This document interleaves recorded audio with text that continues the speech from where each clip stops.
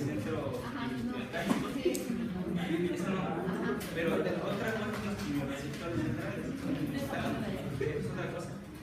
Pero, o sea, bueno, pero me refiero a que, por ejemplo, ya te digo que en el sistema periférico, como que el efecto que iba a tener es la presión de oxígeno y el pH y al aumentar el índice de carbono, iba a replicarse o iba a responder a una hipoxia, a una hipercapnia y a una.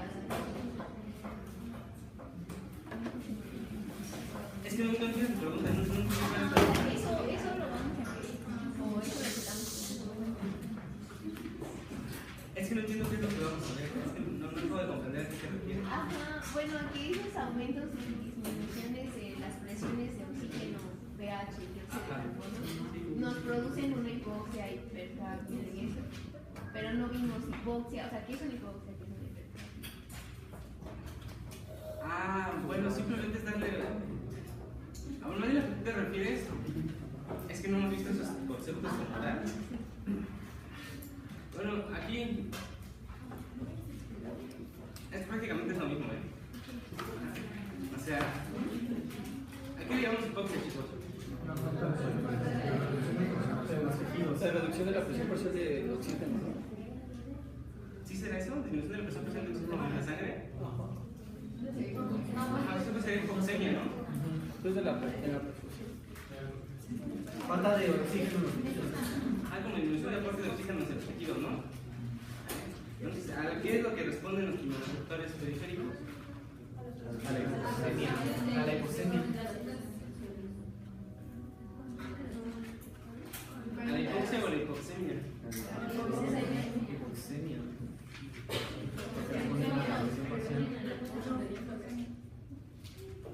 Si hay hipoxia, ¿van a aumentar la actividad de los quimioreceptores?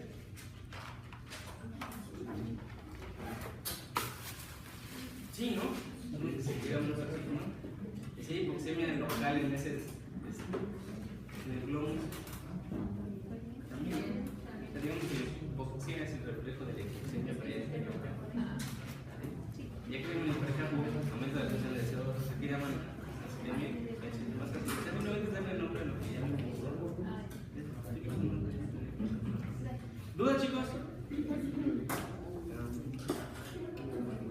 ¿Por qué una persona que se intoxica con CO2 no le puede administrar oxígeno directamente?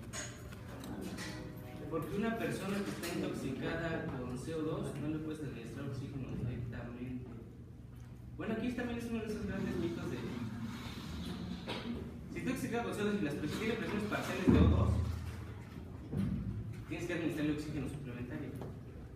No lo puedes dejar así sin oxígeno suplementario. Más bien la pregunta a la que te refieres será por qué no es adecuado administrarle oxígeno, digamos que al 100%, ¿no? Sí, pues si tienen presiones bajas de oxígeno en la sangre, una manera de elevar las presiones es darle oxígeno suplementario. ¿Vale? Y hay muchas maneras para administrar oxígeno suplementario, que esto ya las cuestiones técnicas las van a ver cuando lleguen urgencias. Hay diferentes maneras de administrar oxígeno, ya sea con puntas nasales, con mascarilla o ya tomándolo directamente. ¿Vale? Pero simplemente la lógica de esta situación es lo siguiente. Vimos que el principal estímulo, la principal aferencia que estimula a las células del grupo dorsal, que son principalmente inspiratorias, provienen de la actividad de los quimioreceptores, tanto centrales como periféricos. Se han hecho experimentos, esto no se ha hecho en humanos, pero se han hecho experimentos en animales en los cuales se eliminan esas aferencias de los quimioreceptores hacia el bulbo raquídeo. ¿Vale? ¿Y qué pasa? Si esas son las principales aferencias que están estimulando a las células inspiratorias. No hay inspiración. Entonces se ve que ese componente de inspiración se detiene, o sea, ya no sigue ventilando el animal. Si tú interrumpes todas las aferencias que provienen de los quimioreceptores, tanto periféricos como centrales. Ahora, ¿qué es lo que aumenta la actividad de esos quimioreceptores de manera normal? Los periféricos principalmente, la disminución de la presión de oxígeno, y los centrales, el aumento de CO2 o la disminución de pH, ¿no? ¿Sí están de acuerdo en eso? ¿Qué pasará si tú administras, digamos, oxígeno al 100% a una persona y sus presiones parciales de CO2 bajan muchísimo?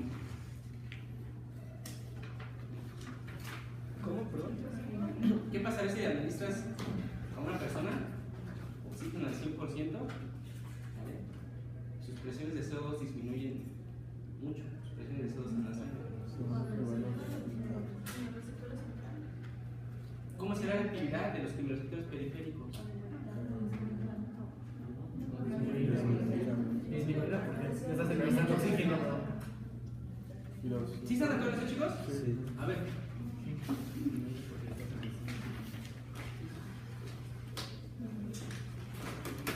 Aquí están las células del grupo dorsal, ¿no? Que son principalmente inspiratorias y que muchas de ellas van a estimular las neuronas del péricos para que se produzca la contracción del diafragma, sería la inspiración.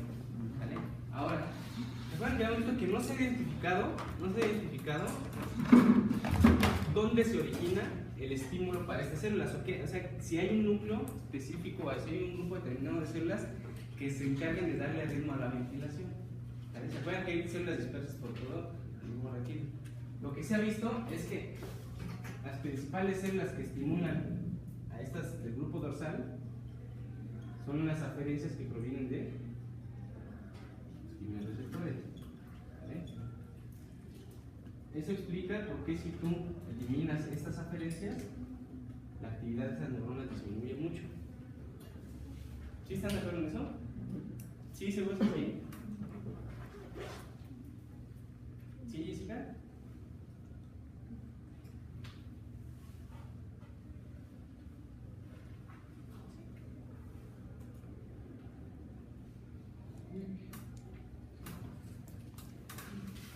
¿En qué situaciones aumenta la actividad de estas neuronas? Que cuando aumente la actividad de estas neuronas, ¿cuál va a ser el resultado? Aumento de la ventilación, ¿no? Es lo que vimos ayer. ¿Vale?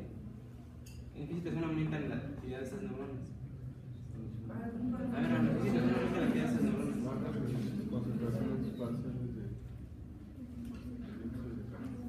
Eso no se puede.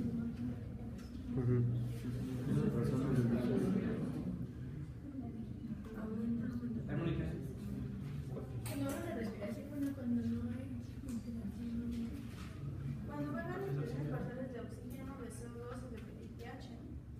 Cuando baja la presión de CO2, de oxígeno, de pH, de CO2, El CO2 y el pH. Ajá, o sea, cuando aumenta el CO2. El CO2 y el pH. ¿en qué situaciones aumenta la actividad de esas neuronas, de esas aferencias hacia el grupo? Cuando hay una baja concentración de oxígeno nada más, cuando hay una baja concentración de pH. Cuando el pH está bajo. Las aferencias que provienen de quimiorreceptores periféricos, las aferencias que provienen de quimiorreceptores periféricos, ¿en qué situación aumentan su actividad? Oxígeno. A ver, chicos, otra vez. Bajas concentraciones de oxígeno. Las principales aferencias hacia el grupo dorsal que se encarga de producir la inspiración provienen de los quimiorreceptores. ¿Vale? De los quimiorreceptores periféricos, ¿en qué situación estas aferencias aumentan su actividad? Cuando disminuye el pH y aumenta concentraciones de CO2. Una disminución en la presión parcial de oxígeno. ¿Sí están de acuerdo en eso? Sí. ¿En qué situación las aferencias de los quimiorreceptores centrales aumentan su actividad? Alta concentración de CO2. Cuando hay un aumento de la presión de CO2 o Disminución del pH. ¿sí están de acuerdo en eso? Ahora, ¿qué pasa si tú artificialmente a una persona le produces un aumento importante de la presión de oxígeno, le disminuyes la presión de CO2 y elevadas el pH? Van a disminuir Tipo ventilación. disminuye su actividad. Va a disminuir mucho la actividad de las aferencias hacia el grupo dorsal. ¿Sí están de acuerdo en eso? Sí. ¿Qué va a pasar con la ventilación? Se va a disminuir, va a haber hipoventilación. Va a disminuir mucho. Sí. Pero en ese momento, cuando tú le estás dando oxígeno a una persona, no tiene tanto problema. Por ejemplo, imagínense que lo tengas entubado y lo tengas con el ventilador. No va a tener problema que tenga inhibida la ventilación. ¿Por qué? Porque lo estás ventilando tú con el ventilador. ¿Sí estás de acuerdo en eso? Pero ¿qué tal si tú le estás dando oxígeno sin el ventilador, sin ventilación artificial, sin ventilación mecánica?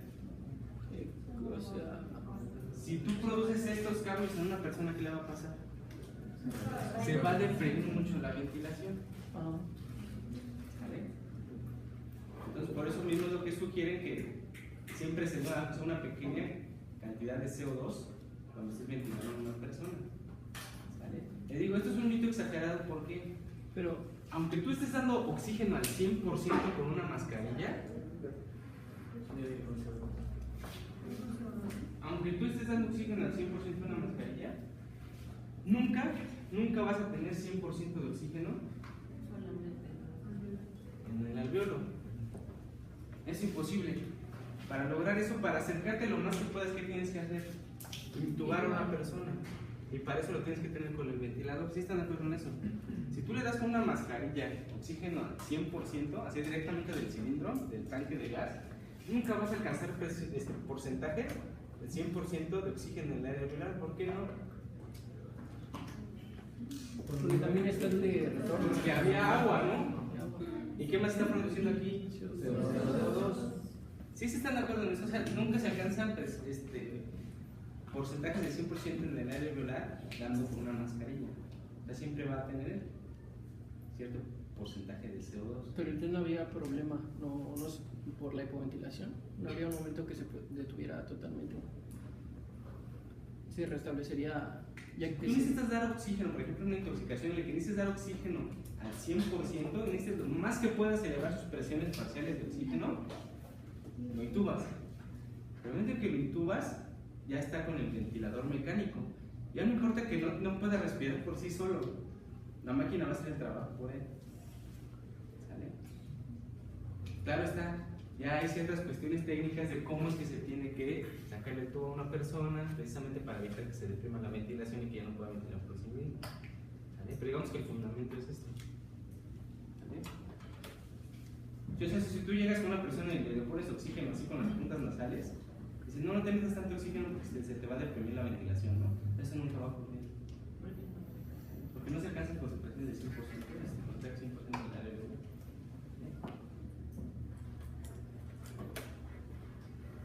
¿Dudas, chicos?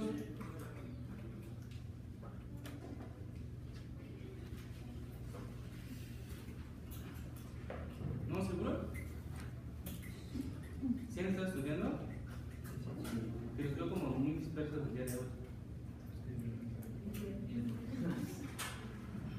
Ahora vamos a hacer algo interesante. ¿Pueden guardar sus cosas?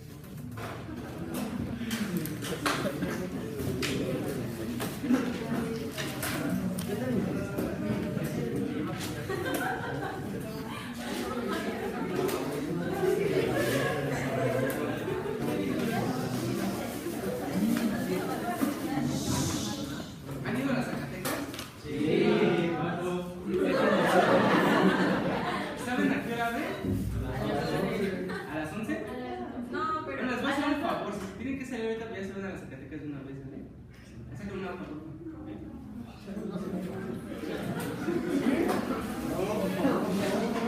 Lo vuelven a decir.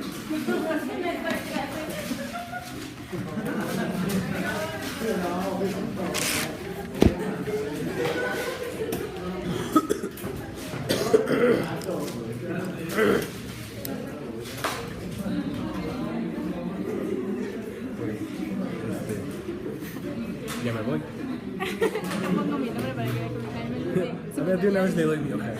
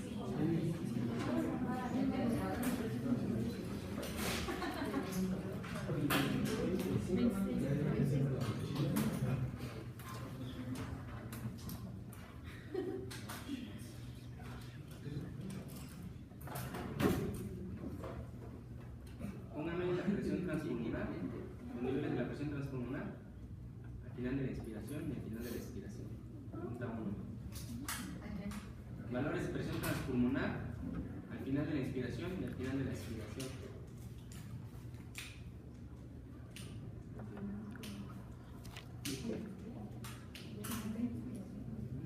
¿Valores de qué? Presión transpulmonar.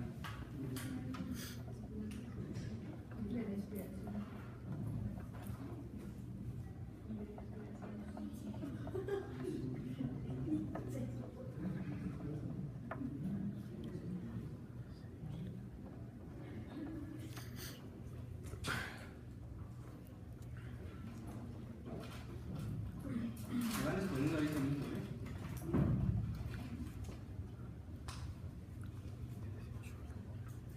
Es individual, chicos.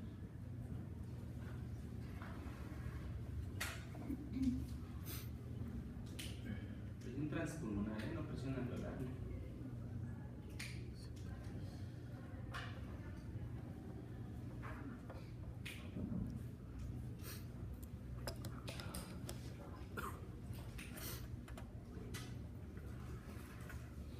¿Ya?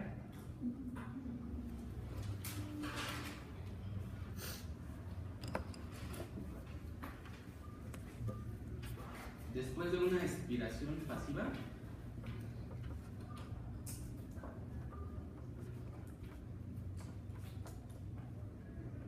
¿qué volumen fue el que se... Bueno, imagínense que yo hago una expiración pasiva, ¿vale?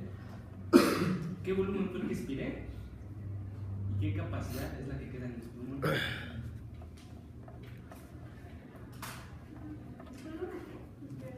Expiración pasiva. Expiración. Después de una expiración pasiva, ¿qué volumen fue el que expiré? ¿Y qué capacidad es la que queda en los pulmones?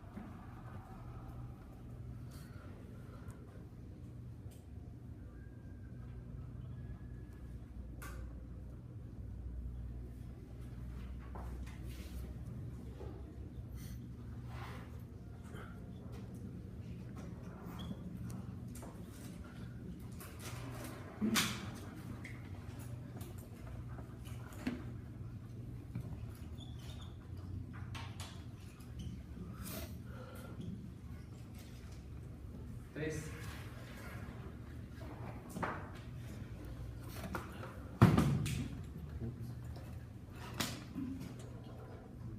Es un experimento de una persona que salen estos dados. ¿Vale?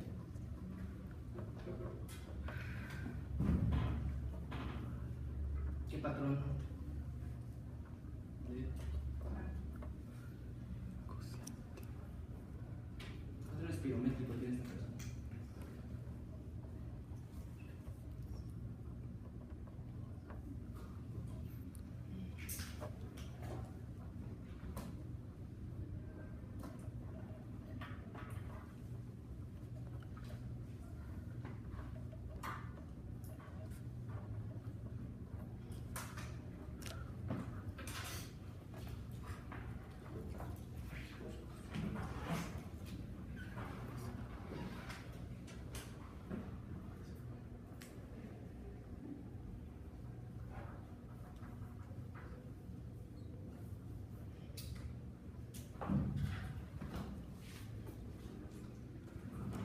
¿Siguen? ¿Qué trastornos ácido base tiene una persona con estos resultados en la gasometría? ¿Qué trastornos ácido base tiene una persona con estos resultados?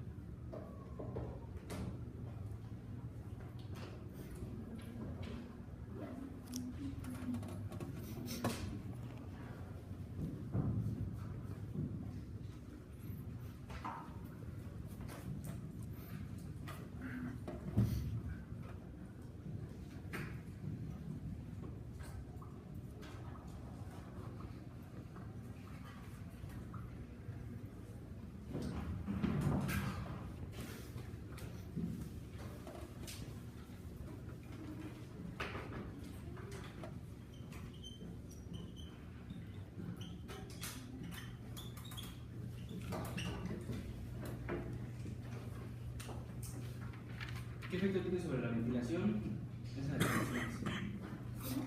¿Qué efecto tiene sobre la ventilación esas alteraciones? ¿Aumenta o la disminuye?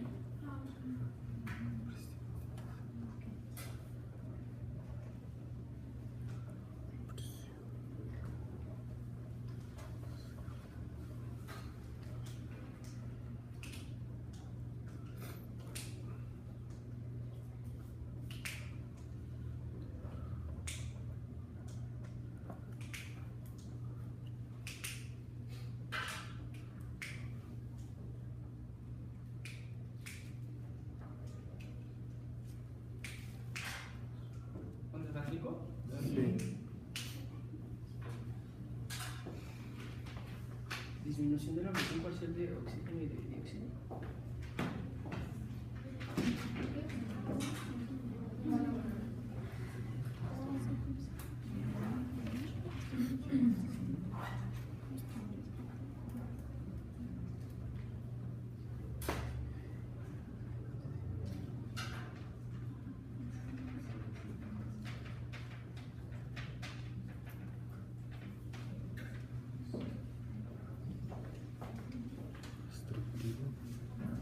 ¿No se acabó?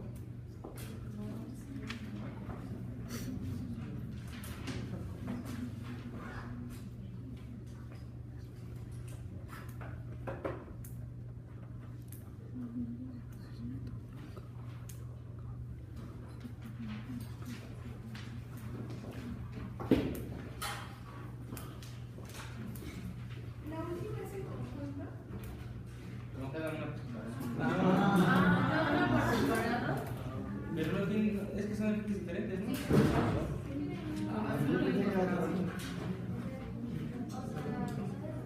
Sí, pues son efectos diferentes, ¿no? Si todos provocan el mismo, sí.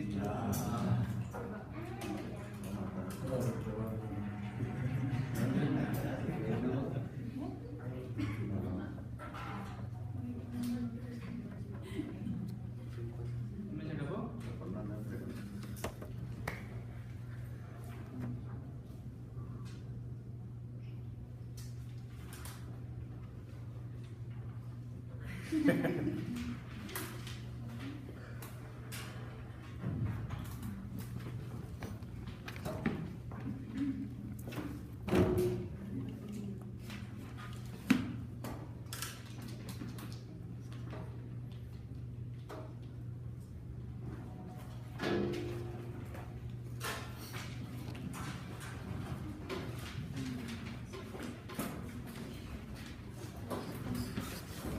A ver, chicos, Pisco, mejor pásenlo para adelante. Pásenlo para adelante. Pues ni modo.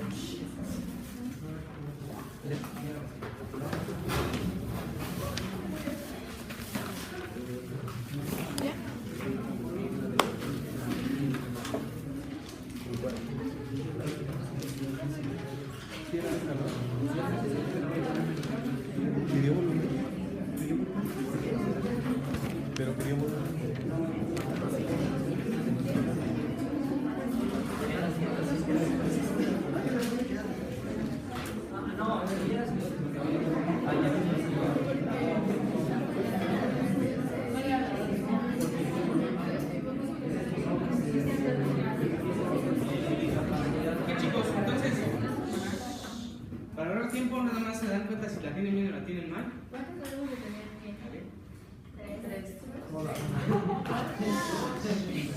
Tengan 2,5 ya, porque si no pueden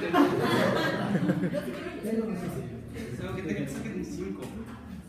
Sí, ustedes van a tener todos. Bueno, damos todos. Pero nos cerramos tiempo, ¿no? Vale, ya saben cada quien si se dio o no.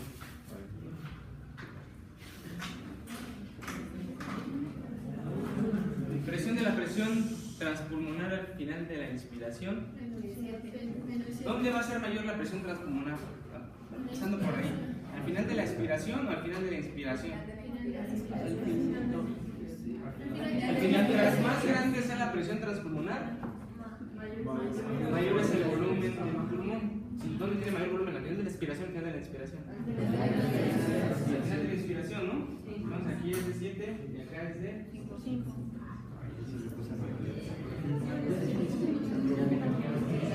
Se nos hubiera pasado si el valor hubiera sido diferente siempre y cuando aquí es más que acá, porque si no saben que aquí es más que acá, quiere decir que no saben para qué sirve la presión transpulmonar.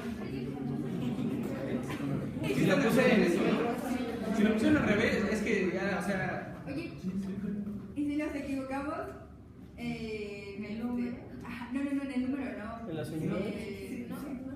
En las unidades. No importa, la seguridad no importa. Ah, ok. Igual que aquí le acabamos de hacer varía dependiendo de los libros en los que lo lean. Aquí lo más que nos interesa que es que tengan el concepto de presión transpulmonar. ¿Qué no es el concepto de presión transpulmonar? Que mientras más grande sea la presión transpulmonar, más volumen va a haber en el pulmón. O sea, si manejamos una presión inspiratoria mayor que la expiratoria. No, la expiratoria es. ¿Sí están de acuerdo, chicos? ¿Alguna duda de eso? A ver, aquí no sé por qué se equivocaron tanto en esto. A ver, expiración pasiva. ¿Qué volumen saqué ahí? Volumen corriente. O 500 mililitros. O 500 mililitros, no. Volumen corriente o 500 mililitros, no importa. Porque saben que aunque me guste volumen corriente o 500 mililitros o los dos, está bien. ¿Qué capacidad te queda en tus pulmones? Capacidad de la función. ¿El volumen residual? No, para que te quede el volumen residual. Capacidad de la función. ¿El volumen respiratorio de reserva? No, porque todavía te queda el residual. ¿Qué capacidad te queda? Capacidad residual funcional. ¿Sí? Voy a checar esto con los que se queden, si no, se van todo el parcial. Mejor 3. Mejor chéquelo solo. ¿Tiene una disminución en el volumen pulmonar? ¿Está normal? ¿Tiene restricción? No, está normal. ¿Tiene disminuido el cociente? Entonces, ¿es un patrón? Ok,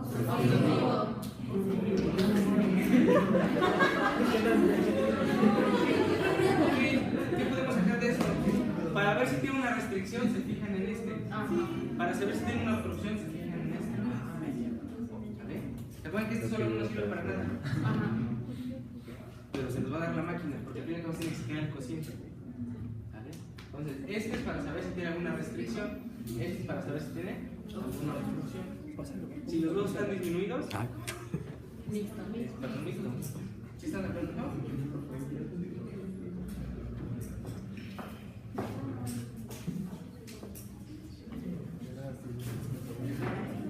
Hice mucho énfasis en que siguieran los pasos porque ahorita que les dije ¿qué tiene esa gasometría? Se quedaron viendo por 5 minutos, ¿no? ¿Sí están hablando eso, no? En vez de quedarse viviendo. Sí, si no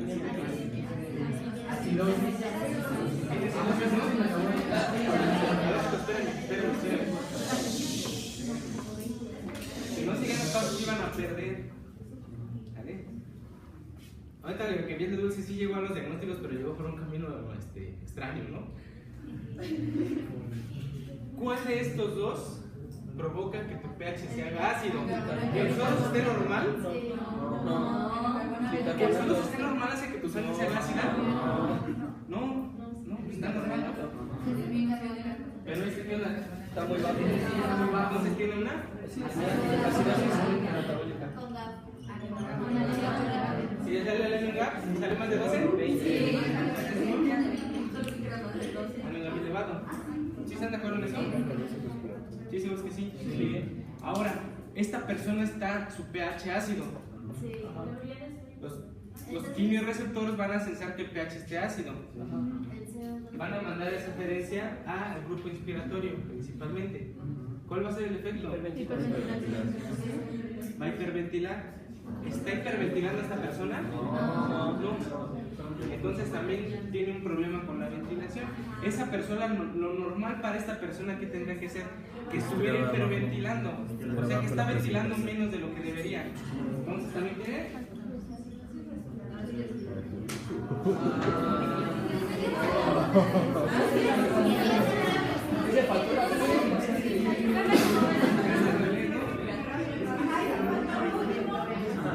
Es que faltó la presión parcial de oxígeno. ¿Cómo? Si tienen alguno de esos dos, medio punto, ¿no? Son 10 años. Ok, chicos. Si esto fuera de la tarea esa, ¿se acuerdan esa que pusieron en el Facebook de 5 más 5 más 5 más 5 igual a 3 más 3? ¿No? ¿Nunca vieron? No. O sea, con que tengan alguno de esos dos, está bien, ¿vale? Bueno, no, de hecho no, con que tengan este es el importante.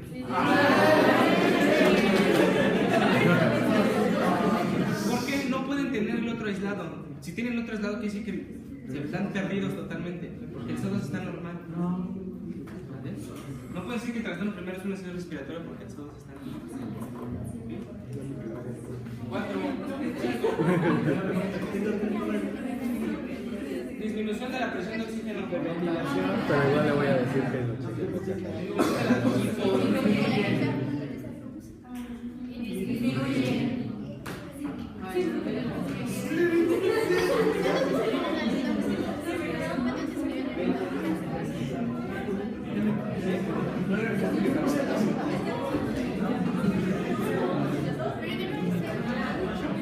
Bueno, sale elevado. ¿Dudas de esto, chicos?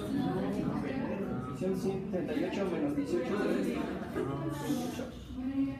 No, 20.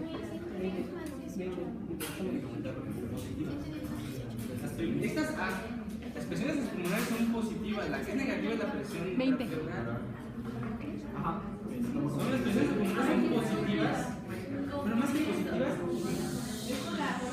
realmente son números absolutos, porque lo que nos interesa es la diferencia. Entonces, si mejor nos Ya dicen tenemos que ponerlo así. Sí, mejor. Número absoluto, lo que interesa es la diferencia.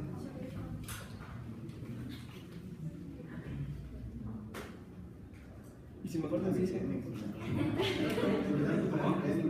Yo no estoy seguro. ¿Dudas de esto, chicos? Ahora, lo que estamos viendo aquí, al fin y al cabo, ¿cuál es el objetivo de esto? Que sepan cómo aplicar lo que están viendo, ¿no? Si son unos sabios así de, la presión alveolar es tanto, la presión alveolar es tanto, pero no saben analizar un patrón obstructivo, no saben cómo interpretar una gasometría, no saben cuál es la respuesta de una persona a cambios en sus parámetros, están de acuerdo que. ¿Vale? Entonces, ¿qué onda? Yo no estoy seguro.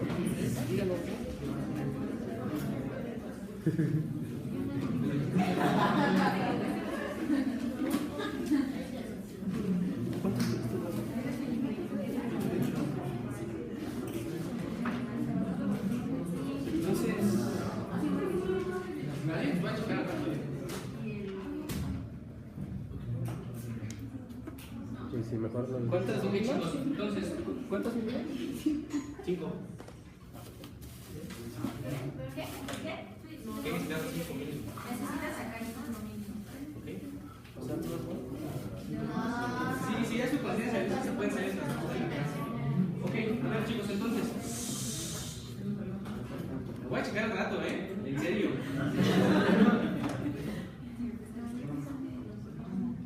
¿Qué vamos a ver hoy? Ayer dimos la introducción de lo que vamos a ver y por qué lo tenemos que ver así. ¿Sale? ¿Cuál es el objetivo al fin y al cabo de todo lo que estamos viendo ahorita? ¿Cuál es el objetivo de que el pulmón ventile bien? ¿Cuál es el objetivo de que el pulmón se irrigue bien? mantener constantes las presiones parciales.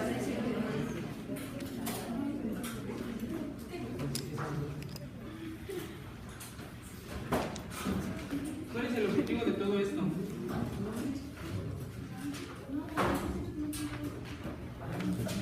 El objetivo de que el pulmón ventile bien, el objetivo de que el pulmón se irrigue bien, es que su sangre arterial tenga una alta presión de oxígeno y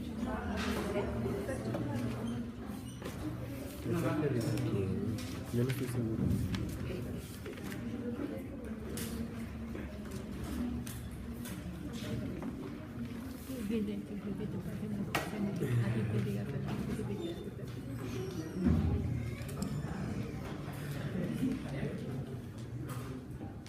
¿Sí están de acuerdo? Ese es el objetivo de esta situación, ¿no? ¿Ok? Ahora, ¿en qué situaciones esto no ocurre? ¿En qué situaciones la presión parcial de oxígeno de sangre arterial se puede encontrar baja o la presión de CO2 se puede encontrar alta? ¿Están de acuerdo que si el pulmón no se ventila adecuadamente, cómo se van a modificar esos parámetros en el aire local? Va a haber menor presión. Si disminuye la ventilación, ¿qué pasa con esas presiones? Aumenta las presiones parciales de CO2. Disminuye la presión de CO2. ¿Cómo va a salir tu sangre arterial? Disminuida. Alta concentrada en CO2. ¿Están de acuerdo en eso? Sí. Ahora imaginen lo siguiente, que el pulmón sí se esté ventilando adecuadamente. El pulmón se esté ventilando adecuadamente, pero que no se irrigue bien. ¿Están de acuerdo que tampoco va a salir sangre con estas condiciones? ¿Por qué? Porque no se está exponiendo a este aire. ¿Sí están de acuerdo en eso? Entonces nosotros no podemos verlo de manera aislada, sino lo vamos a poner así como bien. ¿Vale? Tiene que haber una relación, ventilación-perfusión adecuada para obtener este resultado. Si hay alguna alteración en alguno de estos dos, no vamos a tener este resultado. Y el caso exagerado es lo que se llama espacio muerto, por un lado, cuando no hay perfusión, y el otro, cortocircuito, que es lo que tenemos que ver al final de esta clase. ¿Vale? Pero por eso tenemos que ver cómo se pone en relación. Ahorita, para fines didácticos, para fines prácticos, sí los vamos a separar un poco. De hecho, ya lo hemos estado haciendo, no hemos visto la ventilación de manera directa, ni siquiera hablamos de cómo se vive el corazón. ¿Okay? Entonces, de esto de ventilación, ¿qué es lo que tenemos que tener en claro? Ahorita también les pregunté en su examen, porque me interesa que tengan muy claro cómo se modifican estos valores al aumentar o al disminuir la ventilación. Ya vimos, ¿no? Que al fin y al cabo el objetivo de la ventilación, ¿cuál es? Mezclar tu aire alveolar con el aire atmosférico. ¿Qué característica tiene el aire atmosférico? Una presión alta de O2 y una presión. ¿Qué tendría que pasar para que tu aire alveolar sea lo más parecido al aire atmosférico? ¿Cuál sería lo ideal? Creo que planteamos este problema cuando empezamos a ver esto de la ventilación de las presiones en el aire alveolar. ¿Qué sería lo ideal? Para que tu aire alveolar se parezca lo más que se pueda al aire atmosférico. Sería lo que había dicho de, bueno, en este caso el lugar. No, que se mezclen más, mezclarse más. Fíjense, bueno, les voy a decir, lo ideal es esto, que cuando tú expires, saques todo este aire que tienes aquí. Y cuando expires, todo lo que entre sea esto. ¿Sí están de acuerdo? No va a ser exactamente igual, ¿por qué? Porque se va a humidificar, hay aumento en la presión de agua, ¿sale? Y aparte está produciendo CO2 que proviene de la sangre venosa. ¿Sí están de acuerdo en eso? Pero si nosotros pudiéramos hacer eso, que tú expires, te quedas así totalmente vacío, y luego durante la inspiración lo llenas otra vez tus pulmones por un aire atmosférico, se va a parecer mucho el aire atmosférico. ¿Cómo van a ser tus presiones de O2? Muy altas. ¿Cómo van a ser tus presiones de CO2? Muy bajas. ¿Sí están de acuerdo en eso? Ahora, eso no se puede hacer. ¿Por qué no se puede hacer? Bueno, en primera, porque los pulmones ya no los podrías volver a inflar. Perdón, que hay que tienes que generar presiones muy altas por la tensión superficial que se produce. ¿Vale? Bueno, esa es una. Pero ¿qué es lo que sí puedes hacer? ¿Qué es lo que sí puedes hacer para que esto se parezca lo más que se pueda a esto? Y ventilar. Si vimos que el objetivo de la ventilación es mezclar este aire con este de acá, ¿vale? Mientras más se mezcle, más se va a parecer este de acá, ¿vale? Entonces, de ahí el fundamento de por qué si yo empiezo a hiperventilar, si aumento la ventilación, ocurre esto de aquí. ¿Sí están de acuerdo en eso? Aumentan las presiones de O2, aumentan las presiones, disminuyen las presiones de CO2. ¿Sí están de acuerdo en eso? Y por lo tanto, tu sangre arterial, ¿cómo va a salir? También con una presión de O2 más alta, con una presión de CO2 más baja. Si hasta aquí no hay falla, ¿no? Hasta de hecho ya lo vimos, damos un recordatorio para que no nos perdamos. Ahora, lo contrario, si dejo de ventilar, ¿qué le va a pasar a la composición del aire alveolar? Aumenta el CO2 y disminuye el oxígeno. Esto cambia, ¿no? Ahora, ¿por qué? Porque no hay un recambio con el Este pasante que viene pasando por aquí, este pasante que viene pasando por aquí, está quitándole. ¿Sí están de acuerdo en eso? Y al mismo tiempo, entonces fíjense, ¿qué conclusión podemos sacar que nos va a servir mucho ahorita? Se aumenta la ventilación, mientras más aumente, mi aire anular se parece cada vez más a las presiones del aire atmosférico. Si disminuye la ventilación, mientras más disminuya, las presiones se parecen cada vez más a la venosa. a las presiones de la sangre venosa. ¿Vale? ¿Sí están de acuerdo que cómo era? Presión de 2 era de 40 y la de CO2 46.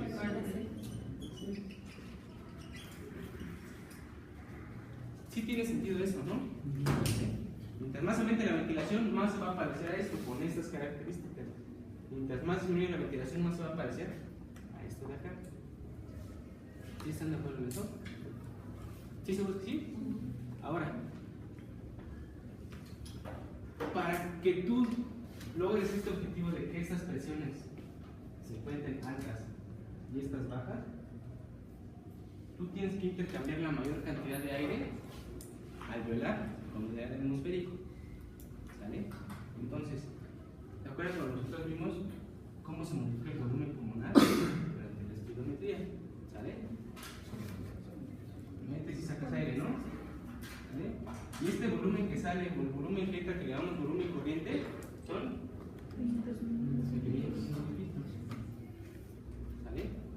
Uno podría pensar que cuando yo saco 500 mililitros, estoy sacando 500 mililitros que provienen del aire alveolar de aquí. Y que cuando yo meto 500 mililitros, los 500 mililitros de aire que meto que provienen de la atmósfera llegan hasta el aire alveolar y son los que se van a intercambiar con la sangre. Eso es cierto, hasta ahorita lo hemos visto así para fines prácticos. Pero ahorita precisamente lo que nos falta de especificar de la ventilación es lo siguiente, que eso no ocurre. Cuando yo expiro 500 mililitros, esos 500 mililitros no provienen en su totalidad del aire alveolar. Y cuando yo meto 500 mililitros, esos 500 mililitros que provienen del aire atmosférico, que tiene una alta presión de oxígeno, no llegan todos al aire alveolar. Entonces la pregunta es, ¿por qué no? ¿Por qué no?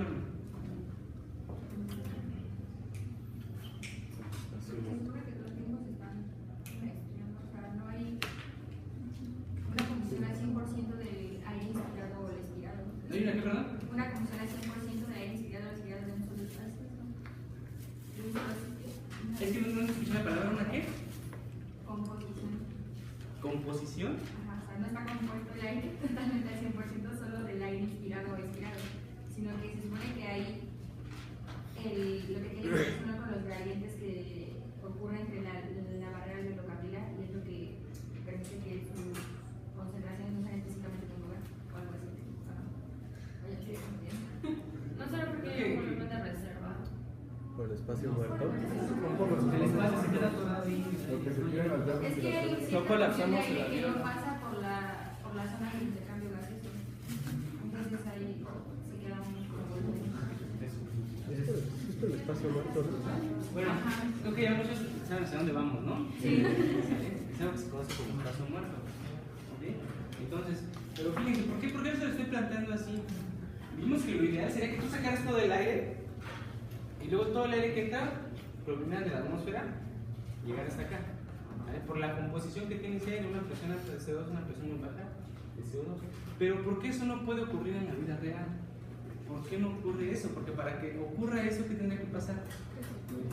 Que saques todo el aire, cuando expires saques todo el aire y tus pulmones se queden totalmente vacíos. ¿Sale? Y cuando metas aire, pues entre directamente este aire alveolar, este aire atmosférico, hasta el alveolo. Eso no ocurre. ¿Vale? Eso no ocurre. ¿Qué es lo que ocurre? ¿Qué es lo que sí ocurre? Entonces, tenemos esto de acá, esto es precisamente lo que ocurre. Cuando expiras no sacas todo lo que tienes. ¿Cuánto volumen tienes justo antes de empezar a expirar? Aquí, ¿no? ¿Cuánto volumen tienes? Aproximadamente mililitros. ¿Tienes el volumen corriente? ¿Tienes el volumen de reserva respiratorio? ¿Y tienes el volumen respiratorio? ¿Vale? ¿Esto equivale a? Entonces, ¿este más o menos? 1700.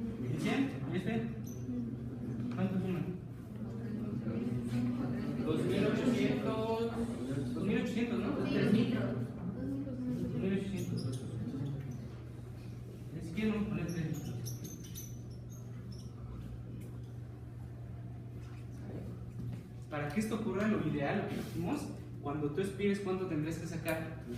3 litros. Y cuando inspires, tendrías que meter 3 litros. ¿Sí están de acuerdo en eso? Pero ¿por qué no ocurre eso? ¿Cuánto sacas tú cuando expiras? 500 mililitros nada más. ¿Sí están de acuerdo en eso? Y cuando tú inspiras, metes 500 mililitros. ¿Ok? Ahora, dijimos que el objetivo de la ventilación es mezclar tu aire alveolar con el aire atmosférico. En cada ciclo ventilatorio, ¿qué tanto aire se está mezclando? ¿Qué tanto aire del alveolo está sacando a la atmósfera? ¿Y qué tanto aire de la atmósfera está llegando hasta el alveolo? ¿Vale? Entonces, aquí es un concepto que vamos a exagerarlo aquí. ¿Vale? Este dibujo simplemente trata de representar todas las vías respiratorias. ¿Vale? ¿Y este qué representa? El alveolo. ¿Sí están de acuerdo en esto? ¿Vale? Entonces fíjense lo que voy a hacer aquí. Meto aire, meto 500 mililitros, cuento acá, ¿no? ¿Sí están de acuerdo en eso? Dijimos que en mi pulmón tengo 3 litros, ¿no? Voy a colorear esos 3 litros de aire que tengo. Ahí está. ¿Sale? Ahora, produzco una expiración pasiva. ¿Cuánto sale? 500 mililitros. ¿Sí están de acuerdo en eso? Produzco una expiración pasiva y 500 mililitros de ese aire van a salir hacia la atmósfera. La pregunta es, ¿esos 500 mililitros provienen del alveolo? No. ¿Los 500 mililitros provienen del alveolo? No. Nada más viendo el dibujito. Si empieza a salir aire, ¿qué es lo que sale primero? Esto. Eso es lo primero que sale. Ya después de que salga ese aire, y ahora sí empieza a salir aire en el alveolo. ¿Sí están de acuerdo en eso? Ahora, ¿qué leyeron en sus libros? ¿Qué volumen es este aire? 150. ¿Vale? Entonces, de los 500 mililitros que estoy expirando, 150 mililitros provienen del aire que está en las vías respiratorias.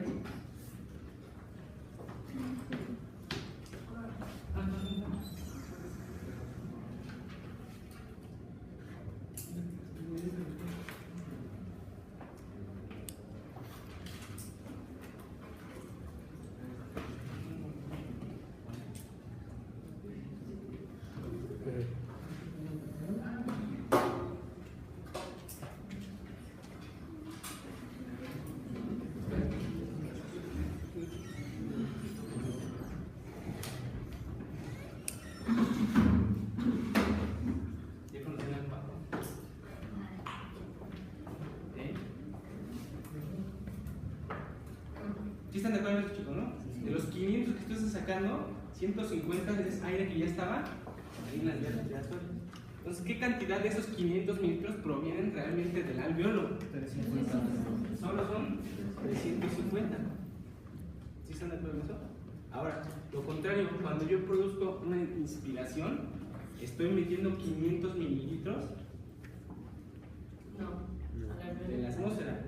¿Sí están de acuerdo en eso? Pero esos 500 mililitros llegan al alveolo para mezclarse con todo ese aire que teníamos ahí ya. No, ¿por qué no? Se quedan. Entran 500 mililitros. ¿Vale? Vamos a dibujarlo así. Y ocupan todo el espacio. Supónganse que este cacho de aire de la atmósfera son 500 mililitros. ¿Vale? Yo lo voy a meter acá. ¿Cómo me va a quedar? Como si fuera siempre.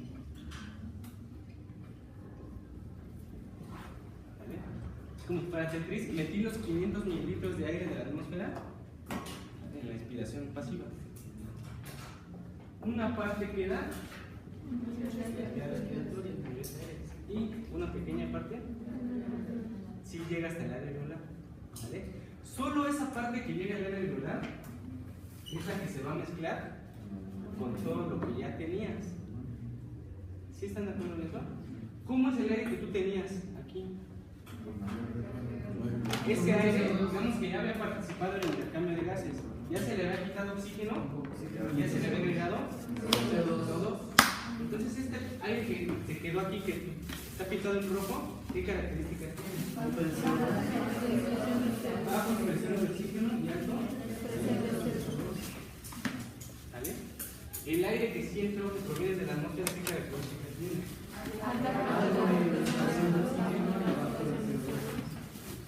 Esto es lo que se va a mezclar. ¿Sí están de acuerdo? Entonces, ese aire que entra, ¿cuánto es? 150 mililitros. Es el suficiente para mantener tus presiones de oxígeno en 100 milímetros de mercurio y tus presiones de CO2.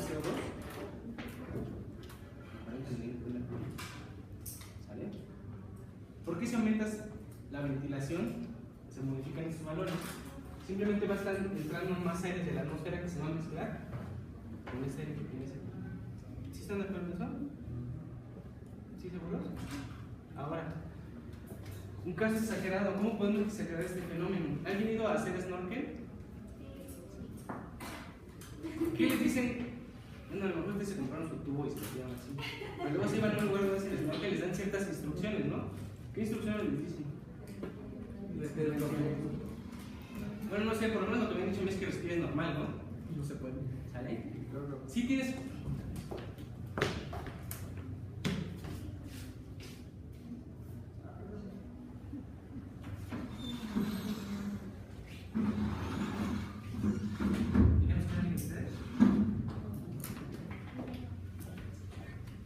Tienes tu snorkel, tienes tu tubo y te dicen que respires normal. ¿Vale? Porque si no respiras normal, no te empiezas a desesperar. Pero si tienes que respirar normal, si es una respiración normal la que tienes que hacer, No, más esforzado. y tienes que hacer más esfuerzo, ¿no? ¿Por qué? Porque si es una respiración normal, tienes que sentir que te falta el aire. Porque funciona como si fuera un espacio no logras sacar todo el dióxido de carbono que estás respirando. No, Lo estás aspirando y lo estás aspirando. Fíjense, luego tengo la idea de traer un tubo, pero siempre se me olvida. Si tienen curiosidad, hagan este experimento en su casa. ¿Sale? Agarran un tubo de esos de PVC para esos blancos, ¿sale? Así largote, y traten de respirar a través de ese tubo. Después de un rato van a sentir que les falta el aire, ya no van a poder respirar. La pregunta es, ¿por qué ocurre eso? Funciona como porque el aire se queda cuando entra el aire. Empieza a acumularse el dióxido de carbono. Imagínense que tú le metes un tubo aquí, un tubo adicional a esto. ¿Qué están de acuerdo en eso? ¿Qué pasa si tú metes el mismo volumen corriente que tú tenías? Llega Metes los 500 mililitros. Muchísimo. ¿Sale? Este cacho de aire que yo dibujé aquí ya no va a llegar hasta el área alveolar. ¿Sale? Si yo lo acomodo, ¿cómo quedaría? El área de conexión. Quedaría aquí, ¿no? En medio litro de aire que metí, se queda ahí. Una parte en las vías respiratorias, otra parte en el tubo que tú estás utilizando. ¿Qué tienes que hacer para que tú puedas seguir ventilando adecuadamente con un tubo? Meter más, ¿sale? Meter todo el volumen adicional, dependiendo de tanto volumen tenga este tubo. ¿Sí están de acuerdo en eso? O sea, siempre y cuando te lleguen 350 mililitros de aire hasta acá, que es suficiente para mantener una presión de 100 o 2 y una presión de 40. ¿Sí están de acuerdo en eso? ¿Han visto esas caricaturas donde hay unos ninjas que se meten así como a unos lagos y respiran por un tubote así? ¿Sí será posible eso? No. ¿Estás de acuerdo que llega un punto en que ya no te puedes meter más al agua y respirar por un tubo? Por la misma presión. Porque por mucho que metas aire, no alcanza a llegar hasta tu alveolo. Todo ese aire se queda trabado en el tubo. ¿Sí están de acuerdo en eso? ¿Sí seguro que sí? A ese aire que se queda ahí sin llegar al alveolo, le llamamos.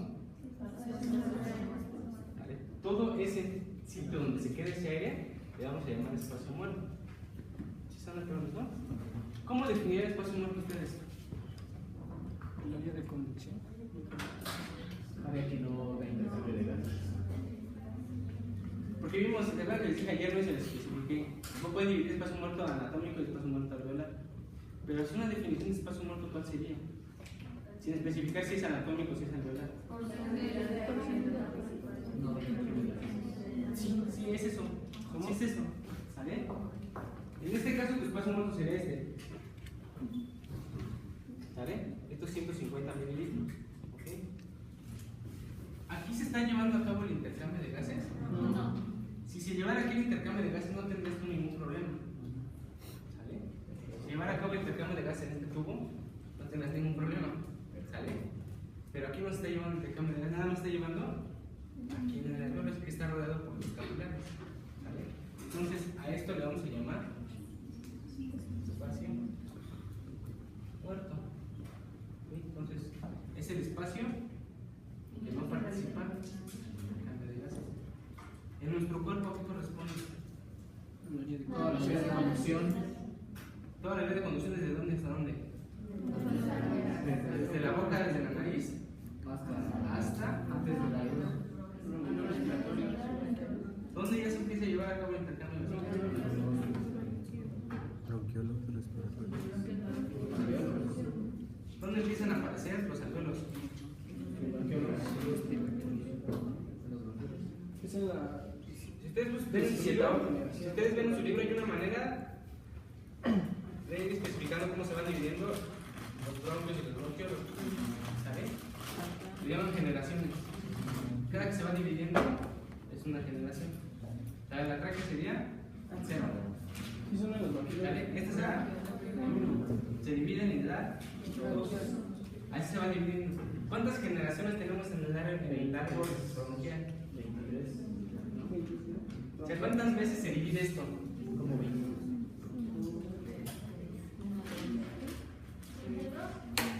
32, 22. Desde la 2 hasta la 23. Bueno, a ver, chicos, de tarea, investiguen cuántas generaciones hay en el árbol bronquial. O sea, me refiero con eso, ¿cuántas veces se divide esto? A ver, respiración. ¿Dónde se empieza a llevar el intercambio gaseoso? Cuando empiezan a aparecer los alveolos. ¿En qué sitios empiezan a aparecer los alveolos? En unas estructuras que se conocen como bronquiolos respiratorios. Siguen siendo bronquiolos, pero en su padre. Entonces, de tarea me van a investigar qué generación aparece en los bronquiolos respiratorios. Entonces, de esa generación para atrás, ¿están de acuerdo? Que es pura vía de conducción. Ahí no se va a llevar el intercambio gaseoso. Entonces, todo eso de los bronquiolos respiratorios para atrás corresponde a este espacio muerto. ¿Vale? Ahora, como ese volumen es constante, no cambia el volumen de tu tráquea, no cambia el volumen de tus bronquios, no cambia el volumen de los bronquios cuando se van dividiendo, es algo constante. ¿Sale? Le vamos a llamar entonces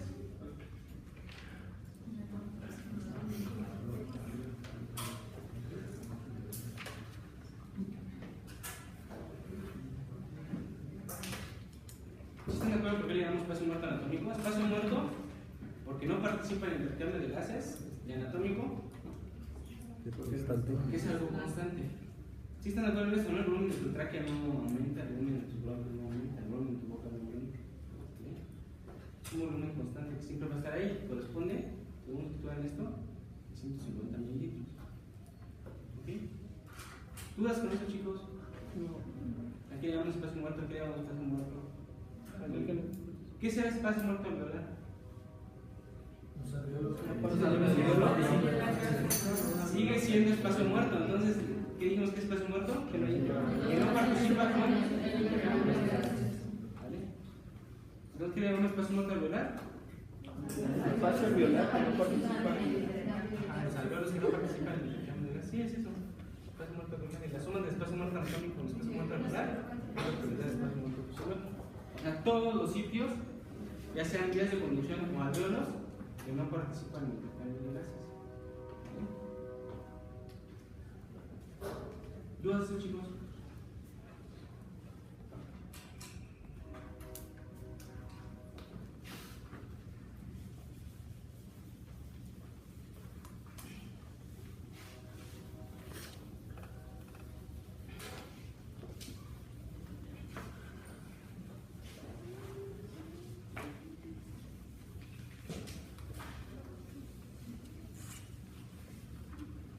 ¿Vieron circulación pulmonar? A ver, ¿quién puede decir de circulación pulmonar?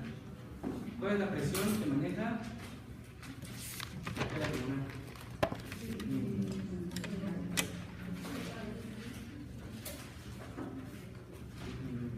Así como vimos en la aorta la presión arterial sistémica, le dimos dos cifras, una que alcanza durante la sístole y otra que alcanza durante la diástole. ¿Cuál es la presión en la arteria pulmonar? ¿Cuál es la presión sistémica? ¿Cuál es la presión diastólica? 30-15 milímetros de mercurio. 25-8.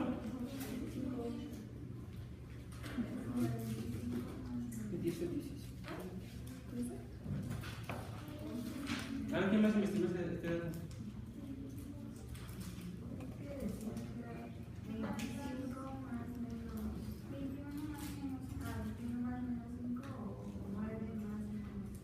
Ok, vamos a dejar este valor entonces. ¿Sí está todo de acuerdo esto?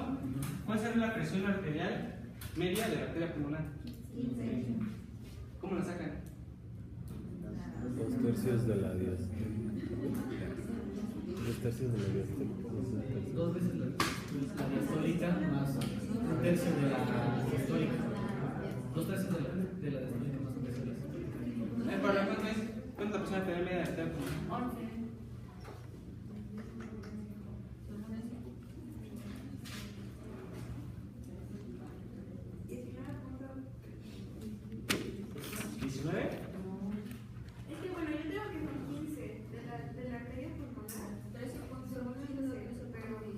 Sí, pero ¿cómo sacas la presión arterial media? Se supone que son 2 veces la diastólica más 1 vez la sistólica. ¿Sí sale 19? 13.6. 16 o 25. 41. 33. 13.6. ¿Sí, Pablo?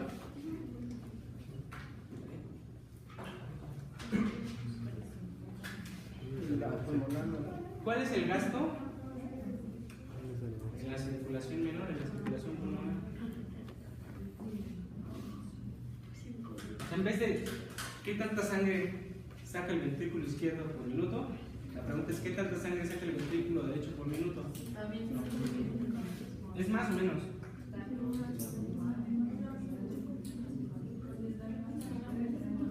Ahora, ¿cuánto saca el ventrículo derecho por minuto?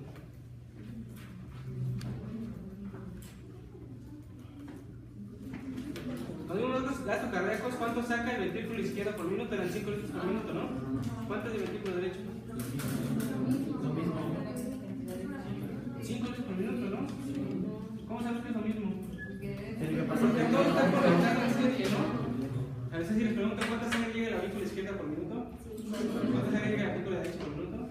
¿Cuánta sangre sale por la arteria pulmonar por minuto? 5 litros por minuto, ¿no? Entonces fíjense aquí, el gasto cardíaco es exactamente el mismo. ¿Sale? La pregunta es ¿por qué las presiones en la circulación menor son muy bajas? Porque no es como la sistémica que la tiene que mandar a todo el cuerpo y hacia la cabeza. Necesita más presión porque va en contra de la gravedad. Ok, bueno, eso sería como el objetivo de, más bien, que no es necesario que sea una presión tan alta. ¿Sí están de acuerdo en eso? Pero la pregunta no era esa, la pregunta que era. Con la propiedad de la Se sangre. supone que las pulmonares son más distendibles que todos los vasos sistémicos. Los cuales trabajan en la presión. ¿Se acuerdan de esto? La confianza.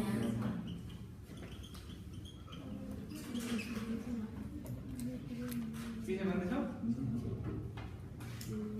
Si yo quiero representar esto en la circulación sistémica, el flujo equivale al gasto cardíaco. ¿Sí están de acuerdo en eso? Esos 5 litros por minuto tiene una diferencia de presión muy importante, no maneja presiones muy altas. Pero ¿cómo la resistencia sistémica? Por las arteriolas. Por las arterias. Una resistencia muy alta. ¿Cómo sabemos que es una resistencia muy alta? ¿Se acuerdan de una gráfica que les enseñé? Que aquí vienen las presiones en la aorta. Y a nivel de las arteriolas, ¿qué pasaba? Había una caída importante de la presión. ¿Cómo explicamos ese fenómeno? Porque esta resistencia es muy grande. ¿Se acuerdan que mientras más aumentas tú la resistencia, qué pasa con la presión por detrás? Aumenta. ¿Más grande? Disminuye. Entonces, mientras mayor sea esta resistencia, la diferencia de presión entre los dos lados va a ser más grande. ¿Sí están de acuerdo en eso? Entonces, una razón de por qué la presión sistémica es muy alta es porque también la resistencia es muy alta. ¿Cómo son las presiones en la circulación pulmonar? Son más bajas. Nada más ven la relación. Para mantener el mismo flujo, ¿cómo tiene que ser la resistencia? También tiene que ser baja. Entonces, ¿por qué? Para mantener el mismo flujo, la circulación pulmonar maneja presiones muy bajas. Porque son más digeribles las Porque la resistencia de sus vasos sanguíneos es muchísimo más baja. ¿Sale? Ahora la pregunta es: ¿por qué su resistencia es muchísimo más baja? porque los globos son menores. Por su diámetro del vaso. Ok, primero, ¿se acuerdan que la aorta se va dividiendo, no? ¿Sí se acuerdan de eso? Y lo que nos interesaba a nosotros era el radio transversal, pero de todos los capilares sumados. ¿Sale? ¿Dónde será mayor el área transversal? ¿En los capilares sistémicos o en los capilares pulmonares? ¿Dónde es el área transversal? A pesar de que es un espacio más reducido, ¿sale? Los vasos se bifurcan más veces en la circulación pulmonar. ¿Sale? Como si el radio fuera más grande y ¿qué onda con la resistencia? Hacia el menor. Además, si ustedes, cuando están disecando el cadáver en la anatomía, ¿vieron la arteria pulmonar? ¿Compararon la arteria pulmonar en la aorta? Las arterias pulmonares con las arterias sistémicas. Parecen casi. ¿Cómo se entendía? ¿Eran casi iguales? No. No, las sistémicas son más rígidas. Las de la circulación menor, la de pulmonar, parecen como si fueran venas, ¿no? ¿Vale? ¿Sabes qué característica tiene? Tienen una alta compresión. Tiene una compliancia mayor. ¿Vale? Entonces, ¿cuál es el resultado? Que tiene una mayor confianza, que pueden alojar un volumen similar. Pero no la presión. ¿Sí están de acuerdo en eso? Aparte, también el tono de sus arteriolas es menor que la circulación sistémica. O sea, todo eso se resume a que tiene una menor resistencia. Por lo tanto, se explica la presión tan baja. Ahora, ¿cuál es el objetivo? ¿Por qué razón esta presión tiene que ser muy baja y se tiene que mantener lo más baja que se pueda en la circulación pulmonar? ¿Qué pasaría si esta presión aumenta? No tendría suficiente tiempo para diluirse para llevarse a cabo el intercambio. Eso sería si aumenta el flujo, ¿no?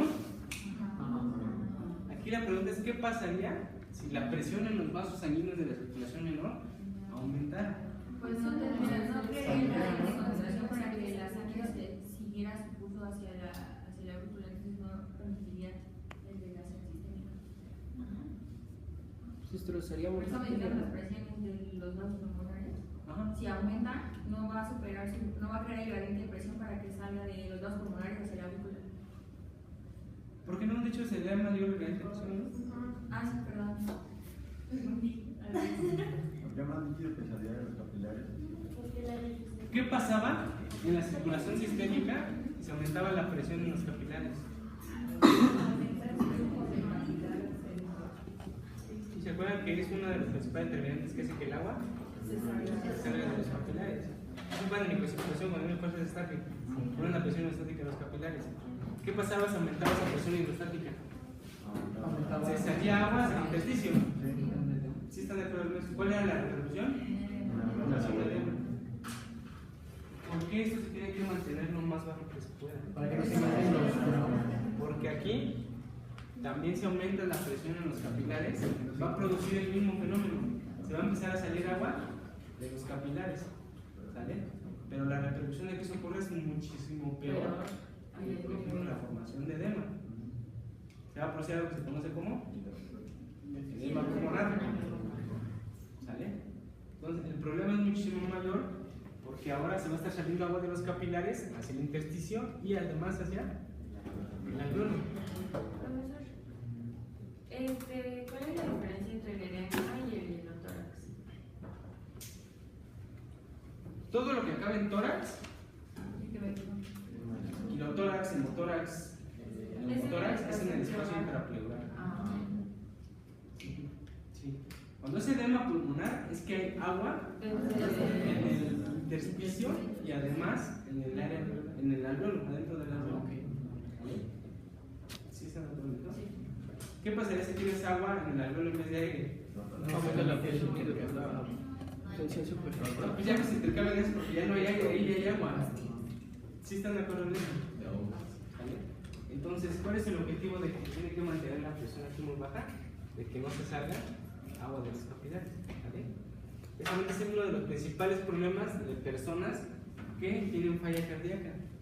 ¿Vale? Cuando tienen falla cardíaca del lado izquierdo, aumentan las presiones estáticas en el capilar pulmonar y se empieza a salir agua hacia el intersticio.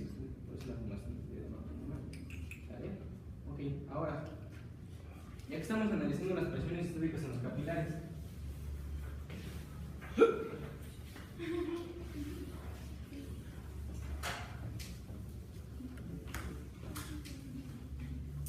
¿alguien vio cuál es la presión hidrostática en los capilares pulmonares?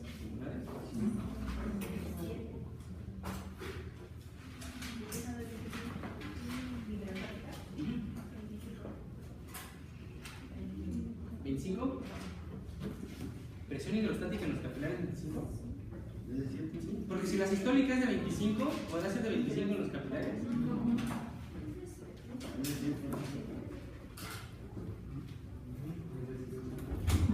¿Cuál es la presión estática en los capilares pulmonares?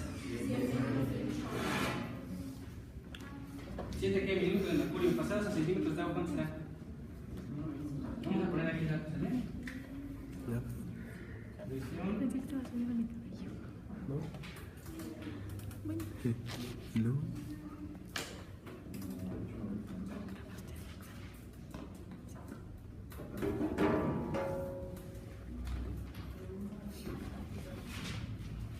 ¿Cuál es la presión estática en el capilar pulmonar? ¿De 7 minutos? 7 minutos de mercurio pasados a centímetros de agua, ¿cuánto es?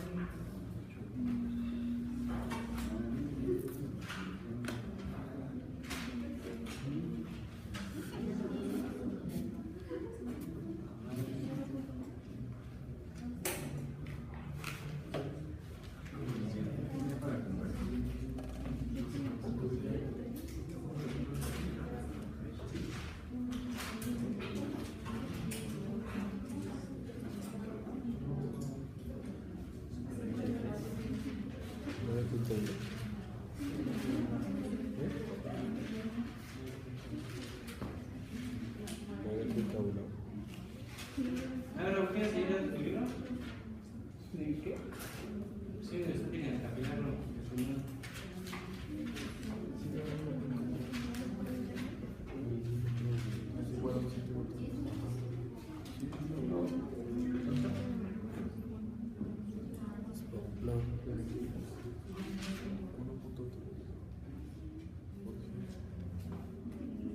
¿Y cuánto es el presión en el capilar del pulmón? 5.3.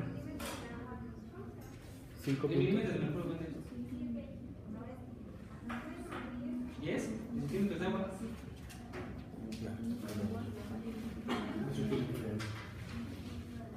¿A cuánto equivale un milímetro de mercurio? A 1.3. 1.3 litros de agua, ¿no? Entonces, ¿de litros de agua cuánto es?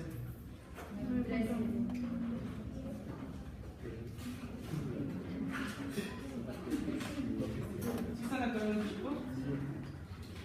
¿Sí, seguros? Entonces, les pregunto cuál es la presión estática en el capilar del pulmón, ¿qué me dicen? 13 centímetros. ¿Vale? Ahora, ¿por qué nos interesa tanto esta presión estática en el capilar? Fíjense lo siguiente. A diferencia de los capilares sistémicos, ¿vale? Los capilares en el pulmón están rodeados de ¿qué? A diferencia de los capilares sistémicos, los capilares en el pulmón están rodeados de alvéolos, ¿no? ¿Sí están de acuerdo en eso?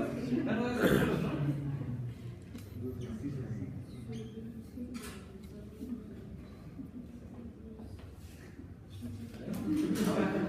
¿Qué repercusión cree que tengan que los capilares pulmonares estén rodeados de alveolos? No se pueden distentar. No se pueden distender mucho. No puede salir por lo menos. No se debe.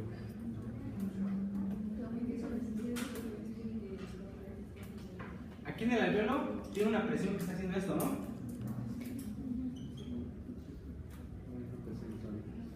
¿Sí están de acuerdo en eso, no? ¿Vale? Aquí en este alveolo tenemos una presión que está haciendo. ¿Cómo sabemos que hay una presión que está haciendo eso? Porque si no hubiera presión, ¿qué le pasa al alveolo?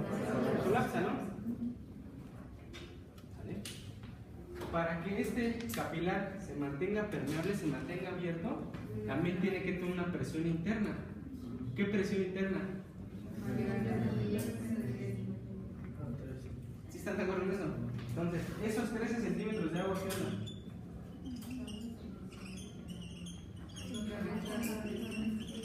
Es la presión que mantiene permeables esos capilares y permite que la sangre siga pasando por aquí. ¿Sí están de acuerdo en esa situación? Un caso hipotético. ¿Qué pasaría si la presión que se encuentra aquí es mayor a la presión que tienen los capilares pulmonares? Imagínense que esta presión aquí es tan alta, ¿qué le pasa a los capilares? Los comprime, los aplasta. ¿Sí están de acuerdo en eso? O sea, en el momento en que la presión aquí externa al capilar sea mayor, supere a la presión que tiene dentro del capilar, ¿vale? Va a aplastar y va a colapsar esos capilares y ya por ahí no va a pasar sangre. ¿Sí están de acuerdo en eso? Esto puede pasar en alguna situación. Es un caso hipotético, ¿no? ¿Por qué se mantiene permeable el capilar pulmonar? Porque su presión interna es mayor que la que está afuera.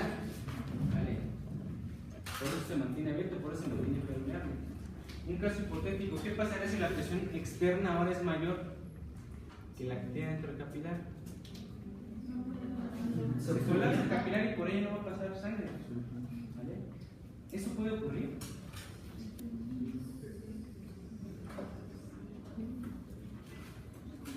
¿Puede ocurrir eso, Michelle?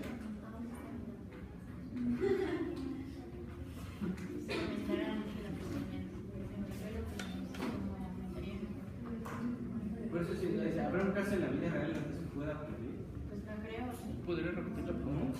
Sí. Sí, O sea, puede. si le meten como aire o algo Tal vez así. no pueda aumentar la presión en el alveolo, pero sí disminuir la del vaso. Ah, chicos.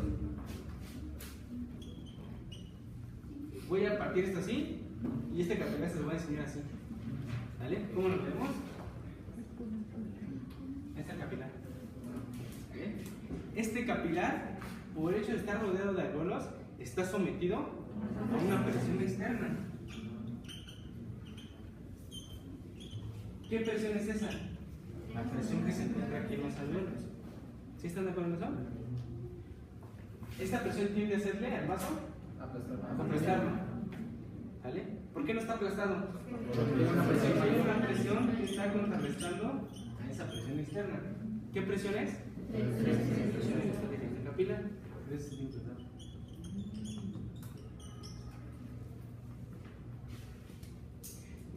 Hipotéticamente, si la presión que pinté aquí en azul fuera mayor a esos 13 centímetros de agua, esta presión ya no contrarresta esa presión externa. ¿Qué le pasa al vaso? Entonces la agua se da apachurrado así con la presión que tiene externa, ¿vale? Y ya por ahí no va a pasar sangre. ¿Sí están de acuerdo en eso? La pregunta es, ¿eso puede ocurrir en la vida real? ¿Hay alguna circunstancia en que la presión externa aquí sea tan alta para colapsar este vaso sanguíneo y que ya no se irrigue esa parte del pulmón? Pues sí, ¿no? Cuando te sacan el aire.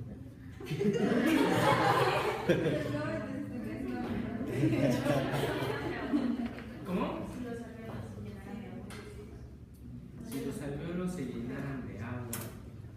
No, de hecho no. El problema no es ese. Pero afuera tiene que ser mayor la presión alveolar. O sea, Sí. a fuerza tiene que ser mayor que esta. Que esta. Pero no puede disminuir la del vaso para que el vaso sea mayor. Fue disminuida de Aquí la pregunta fue, en alguna circunstancia, ¿la presión externa será mayor que el estático capilar y lo aplastará? Cuando disminuye, entonces la del capilar y ya mayor la de.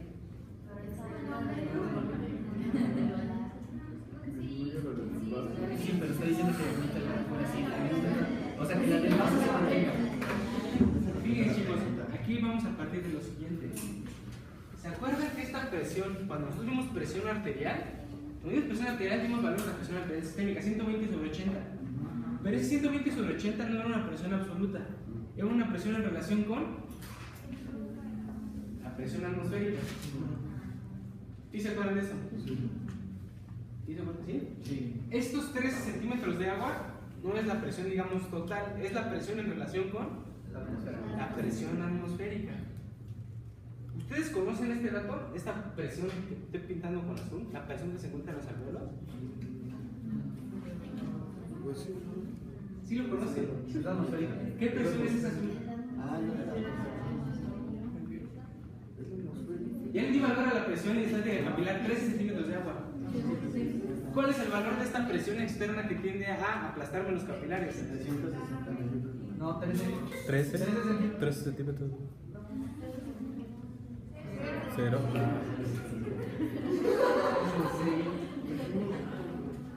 ¿Sí se recuerda que es 0? ¿Cuál era la presión alveolar? Pero dijimos que era 0 no porque fuera 0 absoluto, sino porque es la misma que la presión atmosférica. Y si esta está en relación a la presión atmosférica, ¿qué tenemos que poner aquí? El valor de 0. ¿Sí está dentro de esta situación? ¿Sí seguro que sí? Ok. En esta situación, la presión del capilar es mayor que la presión externa. Por eso el capilar se mantiene permeable y la sangre puede fluir bien. ¿Habrá una situación en la que esta sea mayor que esta? La desviación.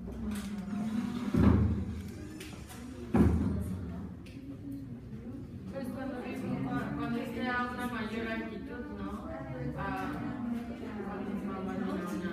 Pero si, o sea, si dimos ese, siempre tomamos la referencia a la presión atmosférica. Este va a ser de 0, ¿no? Puede aumentar, pero también lo va a ser mayor que la. Entonces no hay ninguna situación en la que esta presión externa sea mayor que la del capilar y el capilar se aplaste. Bueno, No puede ser cuando haces compresiones. Cuando haces compresiones, ¿cómo compresiones? De vapor. Ajá, o sea, cuando haces, por ejemplo, RCP o algo así, aumenta la presión, ¿no? No puedes con la presión. No se puede con la presión capilar. Pero estás aplastando tanto los alveolos como los capilares. ¿Qué pasó, chicos?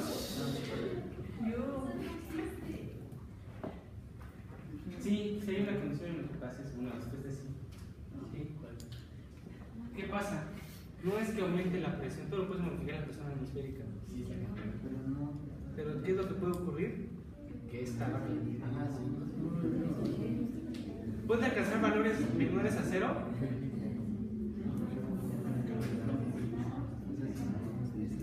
¿El presión capilar puede alcanzar valores menores a 0? Sí. No es una presión absoluta, chicos, es una presión comparada con la presión atmosférica. Sí. Sí puede alcanzar valores menores a 0. Es que alcance un valor menor a 0 no quiere decir que sea un vacío así que esté jalando hacia algo. No quiere decir que esté succionando nada. Sino que quiere decir que si alcanza un valor menor a 0. es menor a la Es una presión menor a la presión atmosférica. Entonces, ¿puede alcanzar presiones menores a 0? Sí. ¿En qué circunstancia?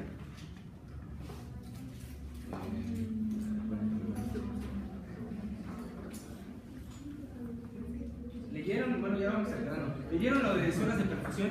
Sí. ¿Qué es eso de zonas de perfusión? Entre mayor a mayor Sí les dejé que leyeran esas zonas de perfusión. Es que podríamos, o sea, créanme, chicos, créanme que yo para decirles, existe algo que se llama zonas de perfusión. Tenemos zona 1, zona 2, zona 3 y en algunos libros nos dejan una zona 4. La zona de perfusión está así. ¿Saben? Pero es que así es como si, es que hasta yo, o sea, dejen de lo que sientan ustedes, hasta yo me siento raro porque siento que es como si estuviera leyendo un libro así, aquí enfrente de ustedes, ¿no? ¿Vale? Estos 13 centímetros de agua que manejan de presión capilar es la presión en el capilar a nivel del corazón.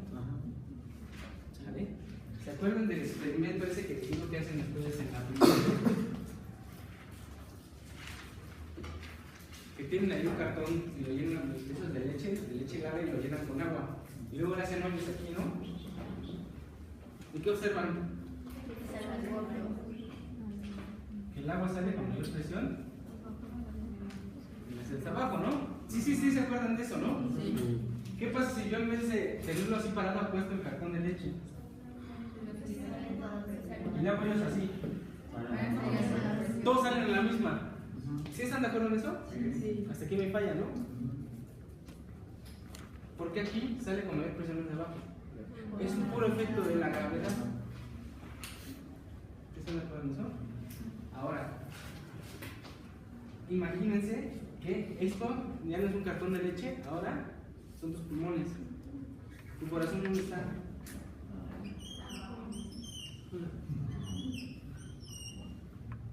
¿Vale? ¿Sí están de acuerdo en eso? Este valor que le dieron de 13 centímetros de agua es el valor de la presión capilar a nivel del corazón.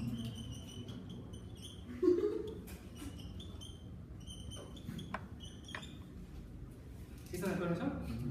Yo le hago un hoyo aquí, ¿a qué presión va a salir el agua aquí? 13. Yo le hago un hoyo aquí, ¿a qué presión va a salir? 13. Todos los hoyos, ¿con qué presión van a salir? 13. ¿Qué pasa si yo paro esto? A medida que sea más arriba, la presión va a disminuir. ¿Qué tanto disminuye? Depende de los. ¿Por qué? Porque intencionalmente dije que me dijeran este valor en centímetros de agua. ¿De dónde sale esa unidad de presión?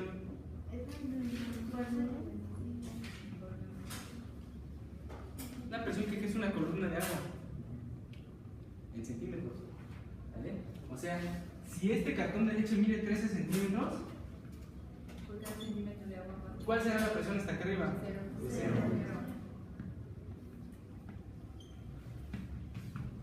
¿Sí se están de acuerdo en eso? Ahora, ¿qué pasa si este cartón mide más de 13 centímetros?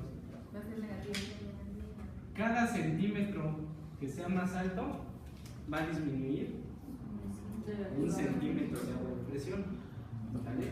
O sea que tendrá -1, -2, -3, -4. ¿Sí están de acuerdo en eso? Ahora, nada más, en vez de un cartón de leche, imagínense que es el pulmón. ¿Vale? ¿Cuál es la presión hidrostática en el capilar? A nivel del corazón. Entonces aquí tenemos ahora pulmones. ¿Vale? Tenemos el corazón aquí. Entonces, ¿qué valor tengo aquí de presión hidrostática capilar? ¿Cuánto miden sus pulmones? Ya no soy muy alto yo, pero bueno, a ver cuánto me miden los pulmones, ¿cuánto se imaginan? Desde la base hasta el vértice, ¿cuánto me medirán? ¿Como 30 centímetros? ¿30 centímetros les gusta? Sí, no, pero así como si fuera una regla de 30 centímetros, ¿no? ¿Vale? Entonces, ¿esto mide?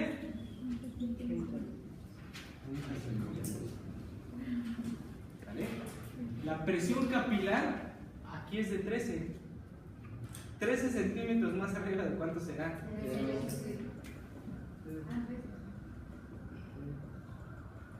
¿Cuál será la presión en el capilar?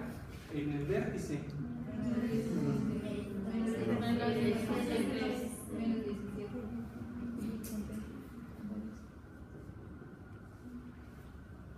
¿Sí están de acuerdo en eso? ¿Sí, seguros que sí? ¿No nos hemos perdido? Ahora vamos a dibujar cómo se va a ver el capilar en cada uno de esos niveles. Tengo mi capilar aquí, tengo mi capilar aquí, tengo mi capilar. ¿Todos sus capilares están rodeados por alvéolos, ¿no?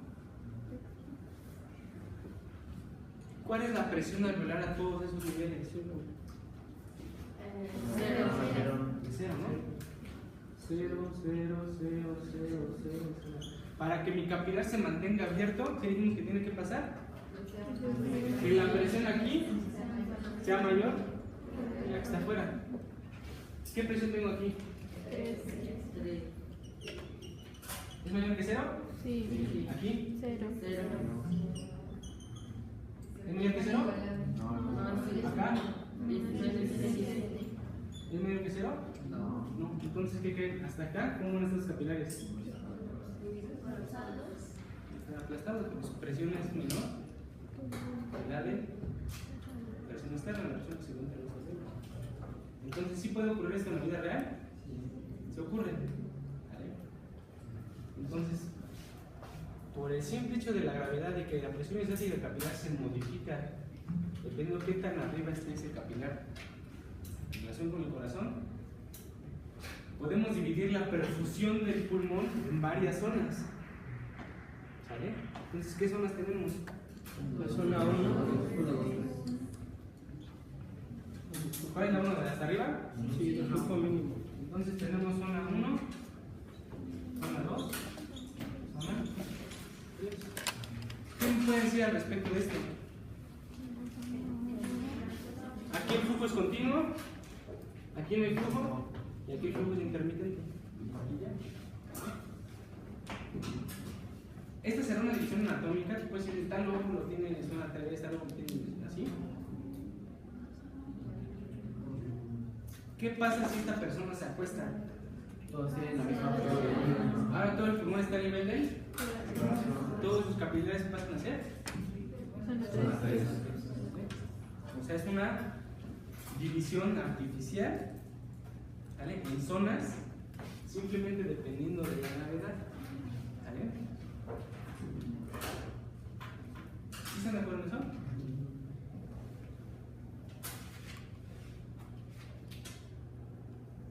Yo tengo una pregunta. Por ejemplo, luego hay personas que cuando se acuestan les cuesta más trabajo respirar, a pesar de que están en la misma presión. ¿Qué tiene que ver o cómo es que se vería o qué es distinto? A ver, pregunta, chicos. Imagínense una persona que tiene falla en el ventrículo izquierdo. ¿Vale? El ventrículo izquierdo está trabajando menos de lo que debería. ¿Qué pasará con la presión en la aurícula izquierda? Aumenta. No, si falla, Aumenta por atrás. ¿Qué pasa si falla el ventrículo izquierdo? Si falla el ventrículo izquierdo y disminuye el gasto cardíaco, ¿qué le pasará a la presión arterial? Disminuye. Disminuye, ¿no? Pero la presión que está por detrás aumenta. ¿Cómo estará la presión en la aurícula? Aumentada. ¿Cómo estará la presión en las venas pulmonares? No, aumentada. ¿Qué está atrás de la aurícula derecha? De la aurícula derecha, las arterias pulmonares. Digo, perdón, la aurícula izquierda. Las venas pulmonares. ¿Las venas pulmonares? ¿Cómo estará la presión en las venas pulmonares? Aumentada. Aumentada. Eso otra vez. Falla el ventrículo izquierdo. ¿Vale? ¿Cómo está la presión arterial? Disminuida, ¿no? Pero por detrás del ventrículo izquierdo, en la aurícula izquierda, ¿cómo está la presión? Aumentada. ¿Qué hay más atrás? Las venas ¿Cómo pulmonares. está la presión? Aumentada. ¿Qué hay más atrás? Ventrículo derecho. Antes, Bueno, las capilares. Los capilares, ¿no? ¿Cómo estará la presión en los capilares? Aumentada. ¿Sí están de acuerdo en eso? ¿Cuál será una de las principales complicaciones de que falle el ventrículo izquierdo? Aumenta la presión en la aurícula izquierda, aumenta la presión en las venas pulmonares, aumenta la presión en los capilares pulmonares. ¿Da un resultado? Aumenta la presión en la estética ahí, aumenta la presión en los capilares. ¿Sale más agua ahí? Edema pulmonar. ¿Sí están de acuerdo en eso? Mientras más falle el ventrículo izquierdo, más va a aumentar la presión en los capilares pulmonares.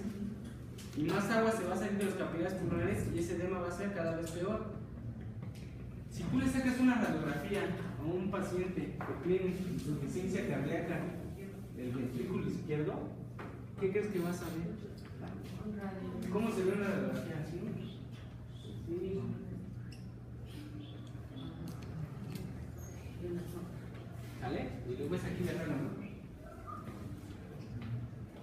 así se va a ver, ¿no? ¿Sí están de acuerdo que se va a ver? ¿Por qué se ve blanco? ¿Por qué se ve negro? Porque depende de la densidad. Ajá, depende de la densidad, ¿no? Que es muy denso el hueso, se ve blanco, ¿no? Que es más denso también el agua, se va a ver blanco. El aire se va a ver negro, ¿sale? ¿Cómo va a dar una placa de tórax en una persona que no le está funcionando el ventrículo izquierdo?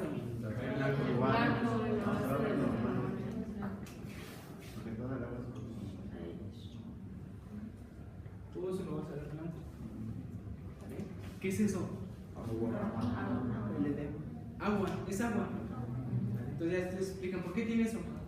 Bueno, no está funcionando el ventrículo izquierdo, tiene aumento de la presión en la aurícula izquierda, presión en los pulmones, aumenta la presión estática capilar. Según las fuerzas de Stalin, aumenta la presión estática capilar, se salga más agua. Según se salga, bueno, se intersticia y se espacio angular. Se conoce como edema pulmonar. ¿Vale? ¿Sí están de acuerdo en eso? Sí. ¿En qué situaciones te dará el edema sistémico? Falla el ventrículo derecho, aumenta la presión en la aurícula derecha, aumenta la presión en las venas cavas, aumenta la presión en los capilares sistémicos. ¿Vas a tener? Edema. ¿Sí están de acuerdo en eso? Nos puede ser una manifestación de personas que no le está funcionando bien el ventrículo derecho. Se empiezan a hinchar y se hinchan también por efecto de la gravedad, aumenta la presión en las piernas, entonces se hinchan mucho de las piernas. Puede ser una complicación de cuando falla el ventrículo izquierdo. Edema por edema. ¿Sí están de acuerdo en eso?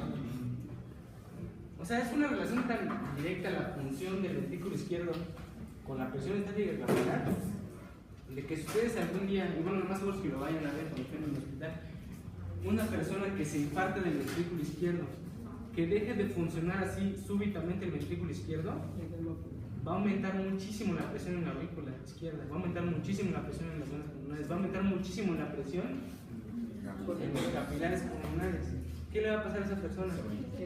Va a empezar así como si fuera perro rabioso a sacar espuma por la boca. Es agua, ¿sale? O sea, se inunda todo de agua sus pulmones. Toman una radiografía y va a tener todos los pulmones blancos.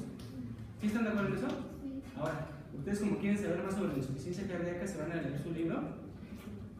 Y algo característico de los pacientes que tienen insuficiencia cardíaca es que a medida que va progresando su insuficiencia cardíaca, duermen con una almohada, luego duermen con 2 almohadas, luego duermen con 3 almohadas, luego duermen sentados así recargados en la cabecera, luego duermen sentados y luego tienen que dormir así inclinados. Ya duermen como vampiros así parados. ¿Por qué pasa eso? Para disminuir la porque entonces por el agua regularmente estás recostado se distribuye por todo. Pero si será eso que se distribuye por todo el espacio, será el mismo volumen de agua, ¿no? Aunque esté distribuido en todo el. ¿Cuál será el problema? ¿Por qué si un paciente con una insuficiencia cardíaca izquierda importante se acuesta, va a empezar a sentir que se ahoga? Y sí se está ahogando literalmente. Porque el agua que está dentro del intersticio seguramente comienza a ir hacia el espacio muerto. está en las 3 zonas. Ajá, está en las zonas. ¿De qué dependió que se saliera agua de los capilares? ¿De qué tanto aumenta la presión hidrostática? En el capilar. En los capilares. ¿Sí están de acuerdo en eso? Cuando está parado solamente hacia abajo y cuando está totalmente todo solo. Sí. Cuando está parado, ¿dónde es mayor la presión? A medida que subimos haciendo el pulmón, la presión en ese capilar va disminuyendo. Entonces, ¿dónde se va a salir agua? Nada más abajo. Cuando se acuesta, ¿qué pasa? Sale De todo el pulmón, porque ahora todos manejan la misma presión. ¿Sale? Sí, todo pasa a ser zona 3 que tiene una alta presión en los capilares. Entonces, por esto tienen que estar sentados para dormir, para que por lo menos tengan una zona con una presión hidrostática capilar baja, que por ahí no se esté saliendo agua. ¿Qué pasa si se paran de cabeza? Está bien gacho, no hay cuestión de eso, pero bueno,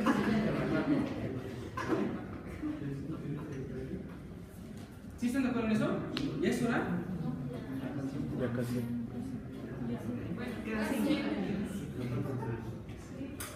¿Y el edema pulmonar es reversible? ¿Se puede sacar el agua de los alveolos?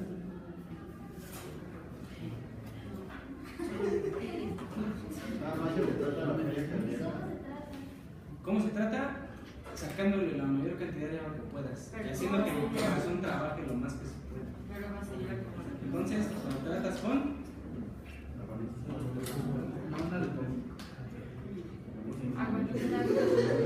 ¿cuál fue el problema? Que el ventrículo estaba trabajando menos. ¿Qué le puedes dar? Algo que trabaje más. ¿Sí están de acuerdo en eso? Sí. Le puedes dar fármacos de los llamados inotrópicos, que aumentan la contractilidad, aumentan el volumen latido, aumentan el gasto cardíaco. ¿Sí están de acuerdo en eso, no? ¿Servirá para esto? Sí, pues sí sirve. ¿Y qué más le das? Diurético. ¿Cuándo se trata de una pulmonar? Y claro, tienes que tratar de la causa. Si está infartado este grupo, pues ya tenemos que se infartó, ¿no? Sí, es una situación complicada.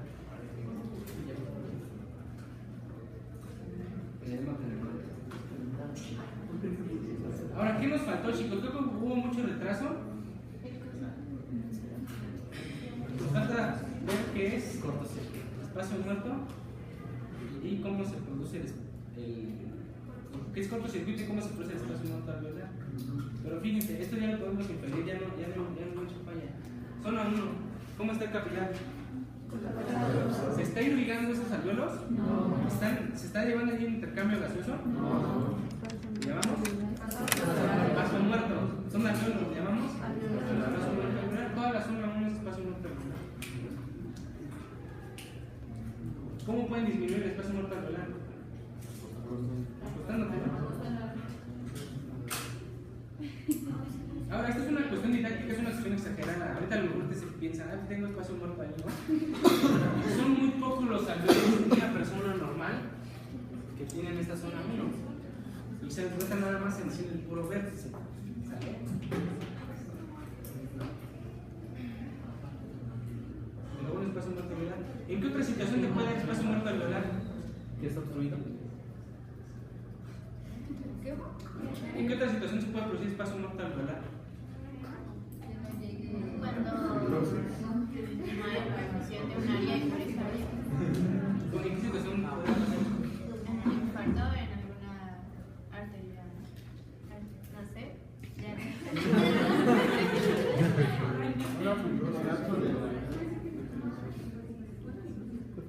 Te vas así de vacaciones con tus amigos de aquí hasta, no sé, ustedes hasta Chihuahua, ¿no? ¿Cuánto tiempo se encargan más o menos? Como 30 horas. Bueno, imagínate que tú vas 30 horas sentado así en el carro, ahí no te bajas a hacer del baño, ¿no? Y comes ahí, o sea, ahí te quedas también así sentado, ¿no? ¿Vale? Tus piernas no las estás moviendo, estuviste inmóvil un buen tiempo. ¿Ok? Entonces, estás muy contento, ya te paras. Y después de que te paras, empiezas a sentir que te falta el aire. ¿Sale? Y después, dependiendo de la severidad, puede o no que te mueras. Ahora, imagínense la siguiente situación, de que no estuviste moviendo las piernas y que estuviste mucho tiempo en la misma posición. Imagínense que se empezaron a formar coágulos en las venas de tus piernas. ¿Vale? Vamos a traer coágulos de venas de las piernas. Y así de pura mala onda, uno de esos coágulos se desprende de las venas de las piernas. ¿Sí se dan cuenta? Y va a ir viajando así, como viste esa caricatura del güey que se mete a las venas y viaja así como por una nave. Bueno, imagínense que tu coágulo va viajando así por tus vasos sanguíneos. Viaja por las venas, llega a la vena cava inferior, llega hacia la aurícula derecha, pasa a ventrículo derecho, pasa a arteria pulmonar, todas sus ramificaciones hasta que se atore y ya no puede seguir pasando. ¿Sí están de acuerdo en eso? ¿Qué es lo que está haciendo ahí? Está tapando el flujo sanguíneo. Todos los alveolos que eran irrigados por esos vasos sanguíneos pierden la irrigación. ¿Pero se siguen ventilando? Sí. ¿Sí, no? Sí. ¿Y llamamos? Espacio muerto. ¿Sí están de acuerdo en eso, no? Sí. Bueno, esa condición se conoce como tromboembolia pulmonar. Trombo de coágulo, émbolo de cuando el coágulo se desprende y viaja, y pulmonar.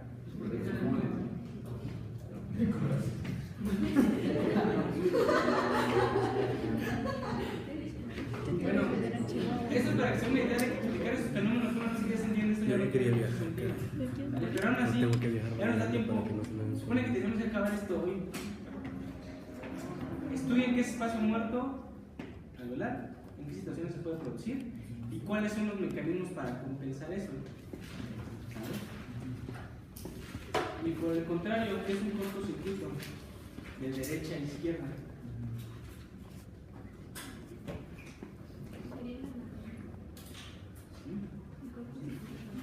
Ah, bueno, aquí me puedo sacar otro. ¿No se acuerdan de sus clases de embryo? De una madura que se llamaba tetralogía de Fallot. Dicen así porque son 4 cosas, ¿no? Pero a ver qué son esas 4 cosas. Ahorita cabalgada de estenosis pulmonar, hipertrofia ventricular izquierda y comunicación. Derecha, ¿no? Derecha y comunicación interventricular. Ah, bueno, sí. Sí, son 4 cosas. El problema con chicos.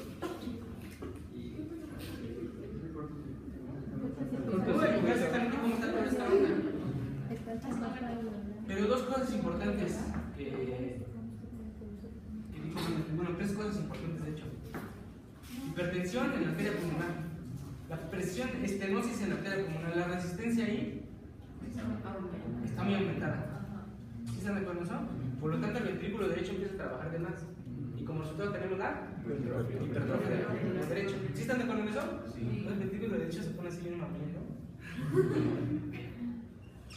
Ahí está, tenemos un ventrículo derecho hipertrófico. ¿Por qué dijimos que es hipertrófico? Porque la resistencia a la salida es mayor, está estenótica la arteria pulmonar. ¿Sí están de acuerdo en eso? ¿Qué otra característica tiene? Es comunicación entre los ventrículos. ¿Cómo los dibujamos? Está comunicando los ventrículos. ¿Sí están de acuerdo en eso? Ahora, imagínense la siguiente situación. Se hipertrofia tanto el ventrículo derecho que ahora las presiones que genera el ventrículo derecho son mayores que las del ventrículo izquierdo. ¿Sí se lo pueden imaginar así? Sí. ¿Vale? Y si se están comunicando, cuando se contrae el ventrículo derecho, ¿a dónde va a mandar la sangre? ¿Sí están de acuerdo? ¿Cómo va esta sangre? ¿Cómo va sus presiones? ¿Sale? Esto normalmente tiene que ir a parar al pulmón. ¿Sale? Tiene que ir al pulmón. Esto estaba con una presión de oxígeno baja, ¿no? Tenía que ir a parar al pulmón para que ahí se oxigenara. Si tuvieran nuestras presiones, oxígeno. Pero no pasa por los pulmones. Se va por un camino más corto. Hay un cortocircuito. Por eso se llama así, no digo por qué se llama así, ¿no? ¿Cómo sale la sangre que va a ir a regar tus tejidos? Una presión muy baja. ¿Cómo se manifiesta esto en los niños? Cianóticos. Vimos que una hemoglobina sin oxígeno sería azul. Se van a ver cianóticos. ¿Sí están de acuerdo, no? ¿Por qué se ven cianóticos? Porque hubo un cortocircuito de derecha a izquierda. ¿Sí están de acuerdo en eso? Esto es un cortocircuito de derecha a izquierda intracardíaco, o como dice Clara, le llaman anatómico, es una falla anatómica que hay aquí. ¿Vale? ¿Sí están de acuerdo en eso? Ahora imagínense el siguiente caso. La sangre sí pasa por los pulmones, pero no se oxigena. ¿Por qué no se oxigena? No sé, a lo mejor me trae una canilla y se me atoró ahí en un bronquio y ya no se está oxigenando esos alveolos. ¿Sí están de acuerdo en eso? Sí pasa la sangre desde el derecho hasta el izquierdo, pero no se oxigena. ¿Cómo va a llegar? Va a ser algo muy parecido aquí. ¿Le llamamos también? Cortocircuito, pero aquí es un cortocircuito pulmonar. ¿Vale? Entonces, si nosotros tomamos en cuenta nuestra relación ventilación-perfusión, en el espacio muerto, ¿cómo se modifica esto? En el espacio muerto dijimos que es donde no hay perfusión, no hay intercambio gaseoso. ¿Pero si se ventila? Sí. Entonces, espacio muerto lo pusimos así. Espacio muerto. ¿Cómo definimos espacio muerto? Donde se ventila, pero no se perfunde. ¿Vale? En este otro caso, sí se irrigó el pulmón, pero el problema fue de la ventilación. ¿Sale? Entonces lo representamos. Esto es ¿cómo diríamos un cortocircuito? Que se perfunde, pero no se ventila. ¿Vale?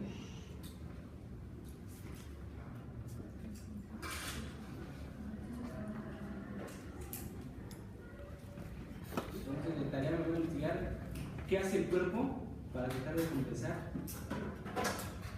esas alteraciones en la relación ventilación-perfusión. ¿Vale?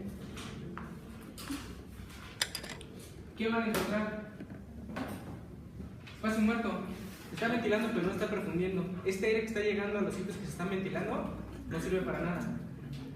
Va a haber broncoconstricción para que ya no se ventilen esos sitios. Es como si estuviera desperdiciando el aire, no sé si me entienden. Aquí se está perfundiendo pero no se está ventilando. Es como si estuviera desperdiciándose esa sangre. Va a haber constricción en esos sitios. Para que esos sitios que no se ventilan tampoco se estén perfundiendo. Lo que me tiene que investigar es simplemente cómo se da esos cambios en la contracción de los músculos de los izquierdos, ¿vale? Y lo revisamos así muy rápido el lunes. Y el lunes empezamos con estamos viendo hipotálamo, hipófisis. Se están preparados entonces lo de acromegalia y lo de Chica. Sí, estamos acromegalia, ¿no? ¿Y Chica también? ¿Están preparados Chica y están preparados acromegalia?